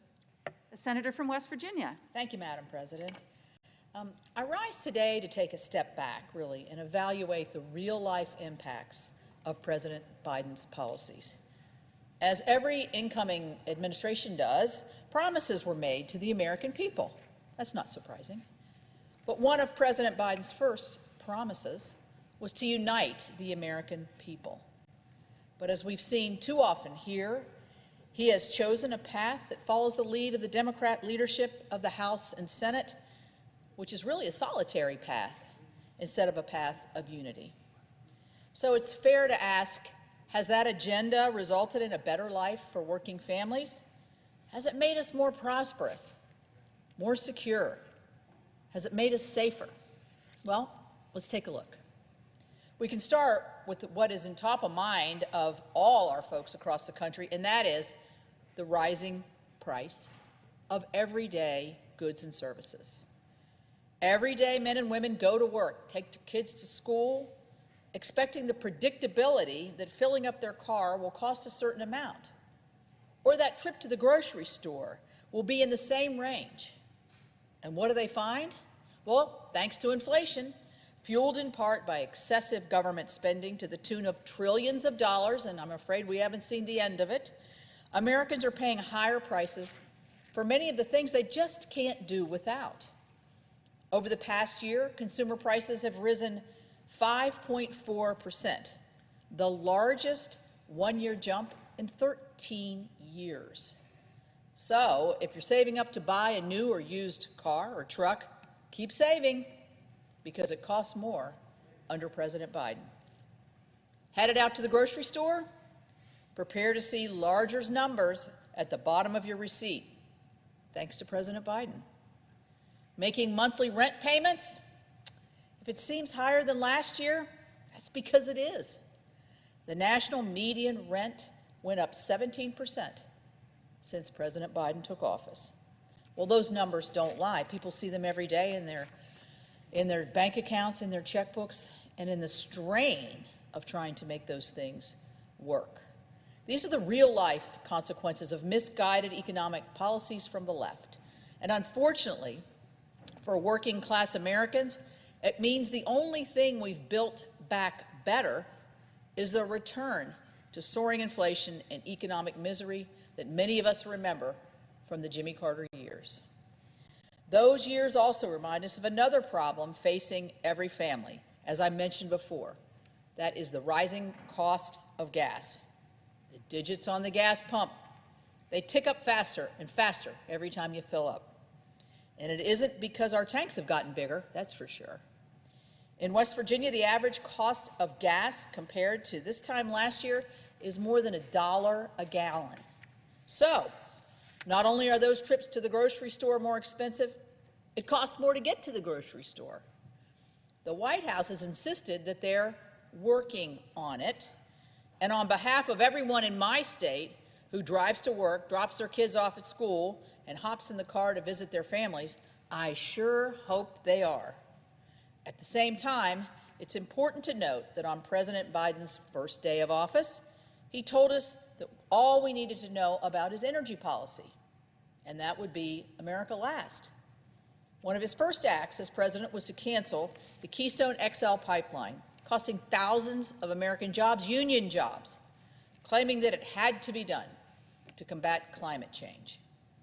Compare that to just a few months later, when President Biden lifted sanctions. Yes, he lifted the sanctions on a Russian gas pipeline, allowing the Nord Stream 2 project to continue, further empowering Vladimir Putin and threatening the national security of America and our allies in Europe.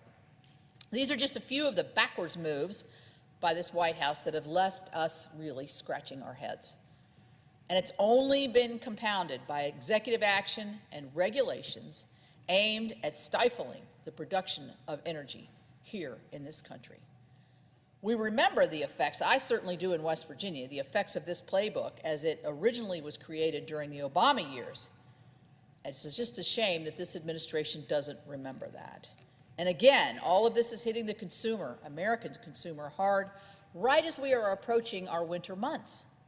It's expected that households will see their home heating bills rise 54% compared to last winter. And for homes that use natural gas for heat, which I do in my home and I highly recommend it, they'll pay about 30% more than they did last year. Families are having to cut back basic necessities just to heat their homes and make ends meet. Another pledge President Biden made was to build a fair and humane immigration system. He gutted many of the deterrent policies that effectively kept illegal immigration numbers down, such as eliminating the effective Remain in Mexico policy, stopping construction of the border wall, and signaling to the whole hemisphere that if you make it to the U.S.-Mexican border, you will be allowed in. This was reported today, and this has resulted in the highest numbers per fiscal year that have ever been recorded of border arrests, 1.7 million border arrests, the most ever on record. And again, these policies were all done in the name of creating a moral and humane system. Well, let me tell you, the senator from Missouri and I took a visit to the border just over the last year. And there was nothing humane about the conditions we saw with overcrowded migrant children facilities in Texas. There was nothing humane about the Haitian immigrants living under a bridge in Del Rio. There's nothing humane about women giving birth, and I believe at last count, 11 children were born in those conditions. This all happened because they made that dangerous journey to the border, believing that if they made it, they would be welcomed in. Well, guess what? They were right, because about 12,000 of the Haitian refugees that were under that bridge are in this country right now. I'll take it a step further. There's nothing humane about fueling the disease of addiction millions of Americans battle as deadly drugs flow across our porous border and make their way into our communities. Not addressing an overdose crisis that took 93,000 sons, daughters, mothers, and fathers last year is not humane. And you know, you would say, well, how is this happening? The Border Patrol has got to focus on the human element while more and more drugs can pass through. As someone representing a state hit hardest by the drug epidemic, I am pleading with President Biden and Vice President Harris, or whoever is in charge of resolving the self-created border crisis, to please do something different, or at least do something. So this is what the first year of Biden's America looks like. Failed policies, broken promises. Americans were promised prosperity, and we've gotten a sampling of socialism. We were promised a secure nation. Instead, our borders are open, and a humanitarian crisis rages on our southern border. We were promised a repaired reputation on the world stage, and instead, we've led from behind and abandoned our own people abroad in Afghanistan. We were promised unity, But instead, we've heard divisive rhetoric that demonizes half of our country. The better version of America President Biden was selling, as some of us had feared, was just too good to be true. Thank you, and I yield the floor.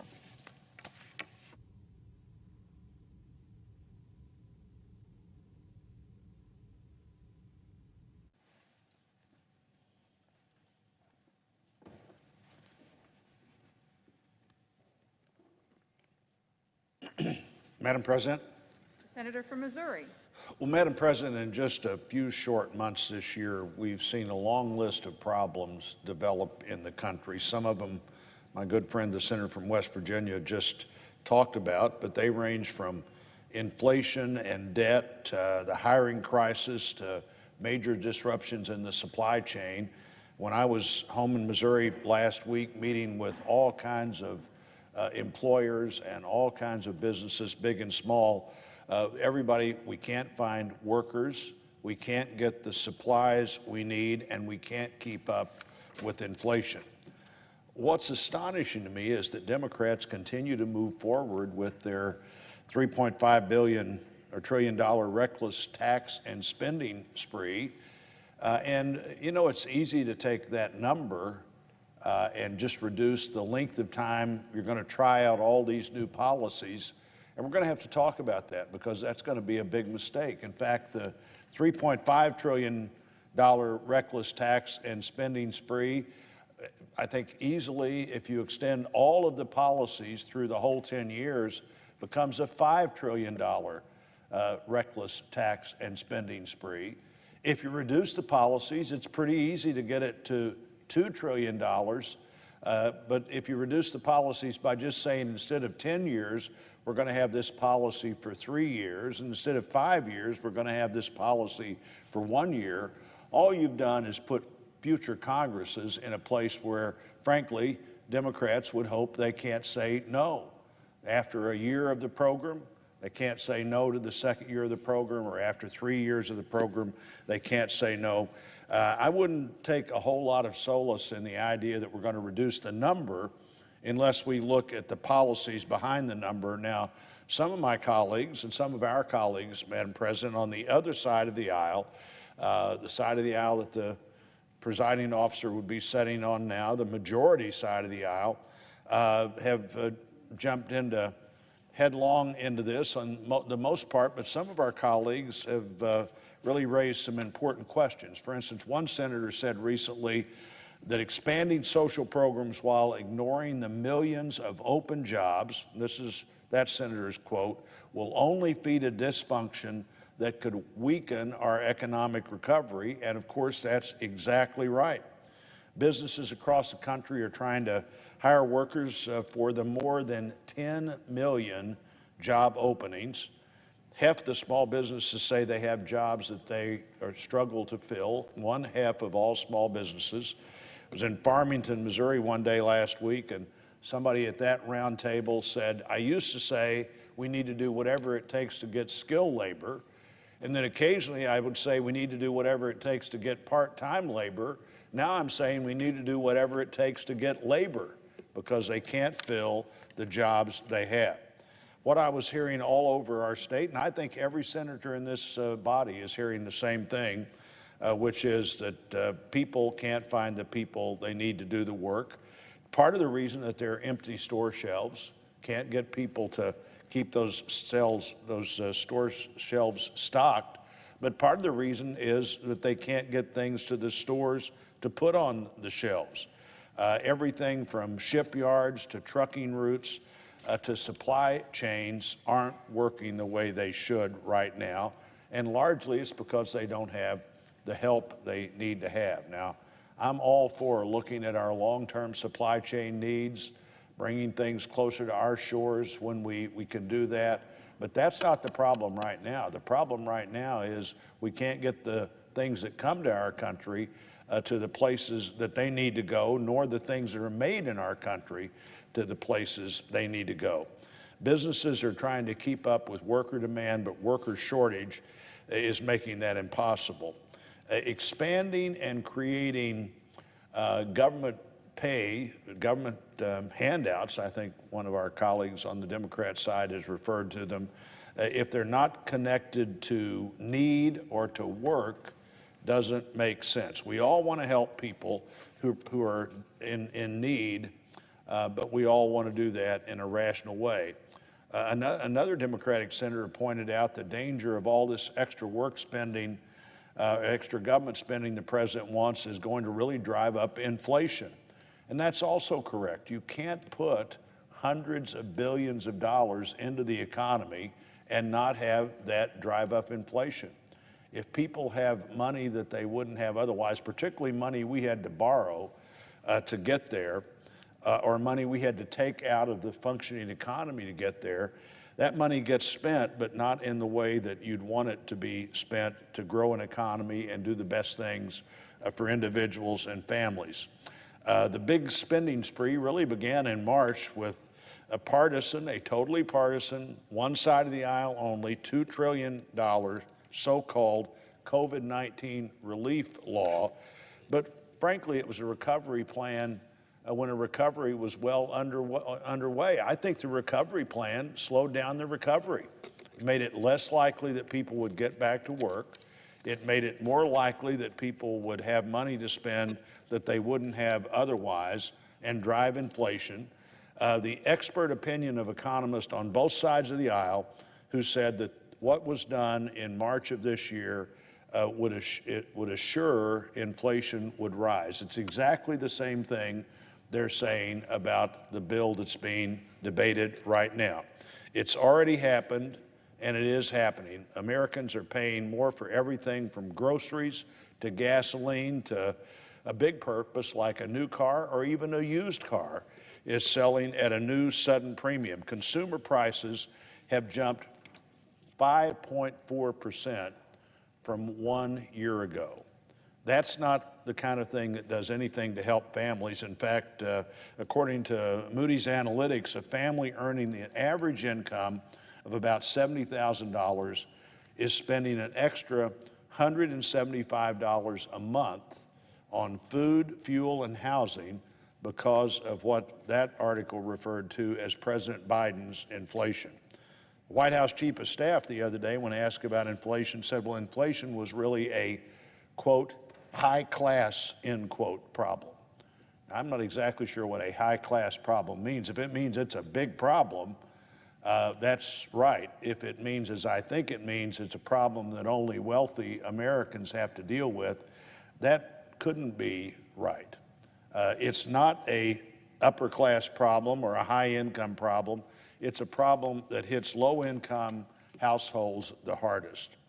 The University of Michigan's latest survey, consumers said that only 70% of people in that survey, that consumer survey, only 30% of people expect to be financially better off next year than they are right now. 70% thought they'd either be worse off or not make any gains at all. That's not what we were seeing in 2018 and 2019 under the other tax policies, where for the first time in a couple of decades, the distribution of new income was strong at the lowest levels of working families. The Democrat response is let's raise taxes, let's spend trillions of dollars, let's pile up more debt, or that one theory, no, it won't cost anything because we're paying for it. Well, obviously, if you're paying for it, it had to cost something. And how are you paying for it? You're paying for it by taking things out of the economy in one hand and shoving them back into the economy with another. At one point, one of our friends on the other side of the aisle expressed his opinion, as he put it, that, quote, any expansion of social programs must be targeted to those in need and not expanded beyond what is physically possible. And that's, of course, the right position. All of us want to help people in need, but we don't want to expand that group beyond what you can physically deal with and not harm their own opportunities in the economy. This reckless tax and spending spree includes a number of ways how to expand social welfare programs and to cover people with high incomes. trying to create permanent expanded subsidies for Obamacare insurance plans. Now, we clearly have subsidies. They're clearly permanent. They're clearly substantial. But the bill wants to not only make the subsidies higher, but it wants them to be higher for more people who have higher incomes to start with. Also talking about tuition-free community college. Well, there's almost no community college in America today that's not already tuition-free for those people that we have decided are in the greatest need. That's what Pell Grants are all about. There's no community college in Missouri, and few community colleges anywhere in the country where the full Pell Grant doesn't pay all tuition, all books, all fees, with a little money left over to travel back and forth to the campus. I'm a big supporter of Pell Grants. I worked a few years ago to go back to where we have year-round Pell Grants. So if you're going to school and something's working for you, you can stay in school. You don't have to take a summer off and get a different job and then think you're coming back in the fall to find out that that just didn't work out. We have solved this problem. If we haven't solved it adequately, let's increase the Pell Grant amount. And if that doesn't do the job, why don't we increase the amount of family income you could have and still qualify for the maximum Pell Grant or some other portion of the Pell Grant? There's an obvious solution here. Matter of fact, in the markup of the labor HHS bill, I think we added $400 to the annual Pell Grant this year, which is a pretty substantial increase in that grant. The government already spends more than $28 billion every year for Pell Grants. If you really want to make higher education expensive, make it free. Go to every higher education institution in America, starting with community colleges, and say, we're going to make this free. I was a university president for 4 years, and we've all seen what happens as we've increased the government support for higher education. First person in my family to graduate from college. I'm a big advocate for higher education, but everybody needs to have a stake in the game. You value what you pay for. You value what you have a commitment to. Free usually doesn't get you where you want to get. We don't want to duplicate what we're already doing, and we don't want to create free programs for people that don't need free programs. Finally, obviously a lot of emphasis and unease on these tax increases. One of my colleagues on the other side said our tax code, quote, should not weaken our global competitiveness or the ability of millions of small businesses to compete. That's undeniably true. The 2017 Republican-led tax law followed a consensus that we need to bring the U.S. in line with our global competitors. Let's not get out of line and make it harder for us to compete. We were on an incredible trajectory of job creation and pay for all of the working class families that had been left out of the system for too long. We could easily wipe out those gains with a corporate tax rate increase that loses our competitive advantage to people that we don't want to lose it to. Democrats are also aiming several of their tax hikes at small businesses and family farms. They plan to hike, we hear, those taxes by 57% at the top marginal rate from 29.6 to 46.4. There are a lot of concerns with the legislation that President Biden and his allies in Congress are trying to push through. The American economy is struggling against the headwinds that, frankly, the administration has done so much to create on its own. This terrible legislation would just make everything worse. Let's not work on one side only to make everything worse. Let's see what we can do to work together to make everything better. And with that, Mr. President, I would yield back. Senator from Tennessee. Thank you, Mr. President. I so appreciate the remarks of my colleague from Missouri. And it sounds as if he is hearing from his constituents in Missouri the same thing that I am hearing in Tennessee. As a matter of fact, I held a telephone town hall last night. 30,000 of our citizens from Upper East Tennessee were on this call. And to say that they are unhappy would be to put it mildly. That really is an understatement. They are angry, they are frustrated, they're exhausted with what this administration is doing. They're angry with how the federal government is responding to a host of issues. They really took President Biden at his word for his Build Back Better. They expected that. But that's not what they've gotten. He's made a mess of it. And indeed, what you have is a Build Back Broke agenda. And my colleague from Missouri really laid that out. It is Build Back Broke. That is what they are bringing forward. And that agenda of President Biden's and the Democratic Party has really destroyed a lot of the hopes and the dreams and some of the new renewed prosperity of Tennesseans whose job isn't to study the economy, but to move it forward. They do the heavy lift every single day. Last night, I spoke with business owners who feel like they're under attack by this administration and their economic policy.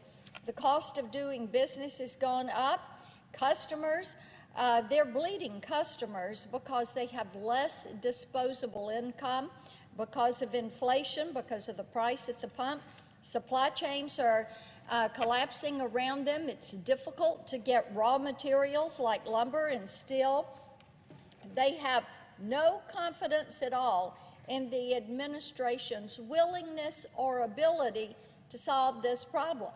They feel as if the administration does not give a ripping flip about what happens to them in Upper East Tennessee. This administration has forgotten them. On top of everything else, these vaccine mandates. Now, we are hearing a lot about that. And we're hearing from people who know they are going to lose their job.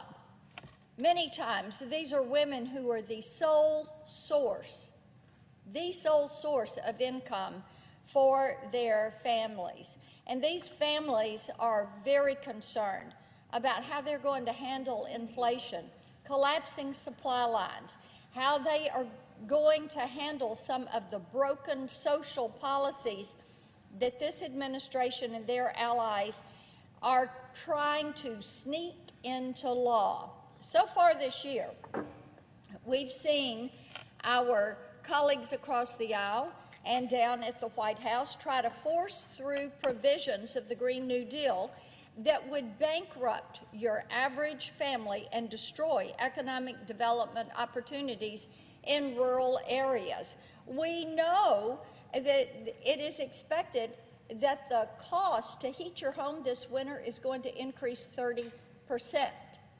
Now, Mr. President, how do you handle that when you've lost your job? Do you just sit there and freeze? And see, you're losing your job because of a federal mandate that says you got to go get a shot in order to keep a job that you love, in order to put food on the table, to feed your family. This makes no sense. I also heard from parents very upset about critical race theory and the way this administration is trying to hijack education and force this curriculum, force cradle-to-grave socialism, daylight to dark, 24/7, depend on the federal government. One of the things that frightens Tennesseans the most and came up regularly on our telephone town hall was the broken border policies. I've said it before, I'll say it again. This fear has nothing to do with racism and xenophobia. This administration and my colleagues across the aisle need to get that point through their heads. Tennesseans are afraid because they look at the border, what they are seeing is vulnerability. They see the drugs coming across that border, Mr. President, because the drugs end up in their streets. Fentanyl, meth, heroin. Every town's a border town. Every state is a border state because Joe Biden's border policy, it is open up the border, hang out the y'all come sign, and give everybody a plane ticket to wherever they're going in the country. And oh, by the way, if the commercial flights are full, don't worry about it. We'll go charter you a jet and send you under the cloak of darkness into Chattanooga or into Knoxville or into Westchester County. That is what concerns Tennesseans. They are seeing what is happening with sex trafficking, with human trafficking. They're afraid of what the cartels are doing because the cartels are saying, thank you, Joe Biden, the door is open. We are not fearful. We are setting up distribution centers on U.S. soils. That's right, the cartels setting up their distribution centers. Why? Because Joe Biden is weak and feckless and doesn't stand up to protect the southern border. There's another thing that they were quite exercised about last night, and it is the issue of election integrity. Indeed, I had a Tennessean call me at 6:45 this morning, and he said, Marcia, you got to be kidding me. You mean they want to pass a bill that says anybody can go vote, that you can go vote the day of the election, that you don't have to show an ID to vote? He said, you know, I recently had to show not only a vaccine card, but my ID to prove that was my vaccine card to go sit inside at the In-N-Out Burger. This is why people are so frustrated with Joe Biden. This is why they're so frustrated with the Democrats. What are they looking for? They are looking for legislators to have some backbone, to stand up and stand for freedom, not to kowtow to a socialist agenda. Because they know if the Democratic leadership and Joe Biden had their way with one vote, they would take one vote and they would push to a socialist agenda. I yield the floor.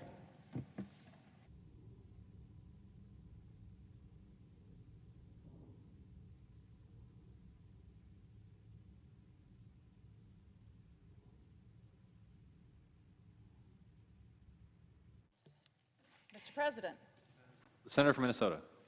I ask unanimous consent that, notwithstanding Rule 22, at 10:30 a.m. on Thursday, October 21st, the Senate vote on the motion to invoke cloture on the Lynn, Parker, and Perez nominations in that order, and that if cloture is invoked on any of the nominations, all post-cloture time will be considered expired at 1:45 p.m. Further, that if cloture is invoked on the Lynn nomination, the confirmation vote occur at 1:45 on Thursday. Finally, that if cloture is invoked on either the Parker or Perez nominations, the confirmation votes begin at 5:30 p.m. on Monday, October 25th. Is there objection? Without objection. Mr. President, I ask unanimous consent that the Senate proceed to legislative session and be in a period of morning business with senators permitted to speak therein for up to 10 minutes each. Without objection. Mr. President, I ask unanimous consent that the Judiciary Committee be discharged from further consideration of S-2899 and the Senate proceed to its immediate consideration. The clerk will report. S-2899, a bill to require the Director of the Bureau of Prisons to address deficiencies and make necessary upgrades to the security camera and radio systems of the Bureau of Prisons to ensure the health and safety of employees and inmates. Without objection, the committee is discharged and the Senate will proceed to the measure. Mr. President, I ask unanimous consent that the bill be considered read a third time and passed, and the motion to reconsider be considered made and laid upon the table. Without objection. Mr. President, I ask unanimous consent that when the Senate completes its business today, it adjourn until 10 a.m. Thursday, October 21st. that following the prayer and pledge, the morning hour be deemed expired, the journal of proceedings be approved to date, the time for the two leaders be reserved for their use later in the day, and morning business be closed. That upon the conclusion of morning business, the Senate proceed to executive session to resume consideration of the Lynn nomination as provided under the previous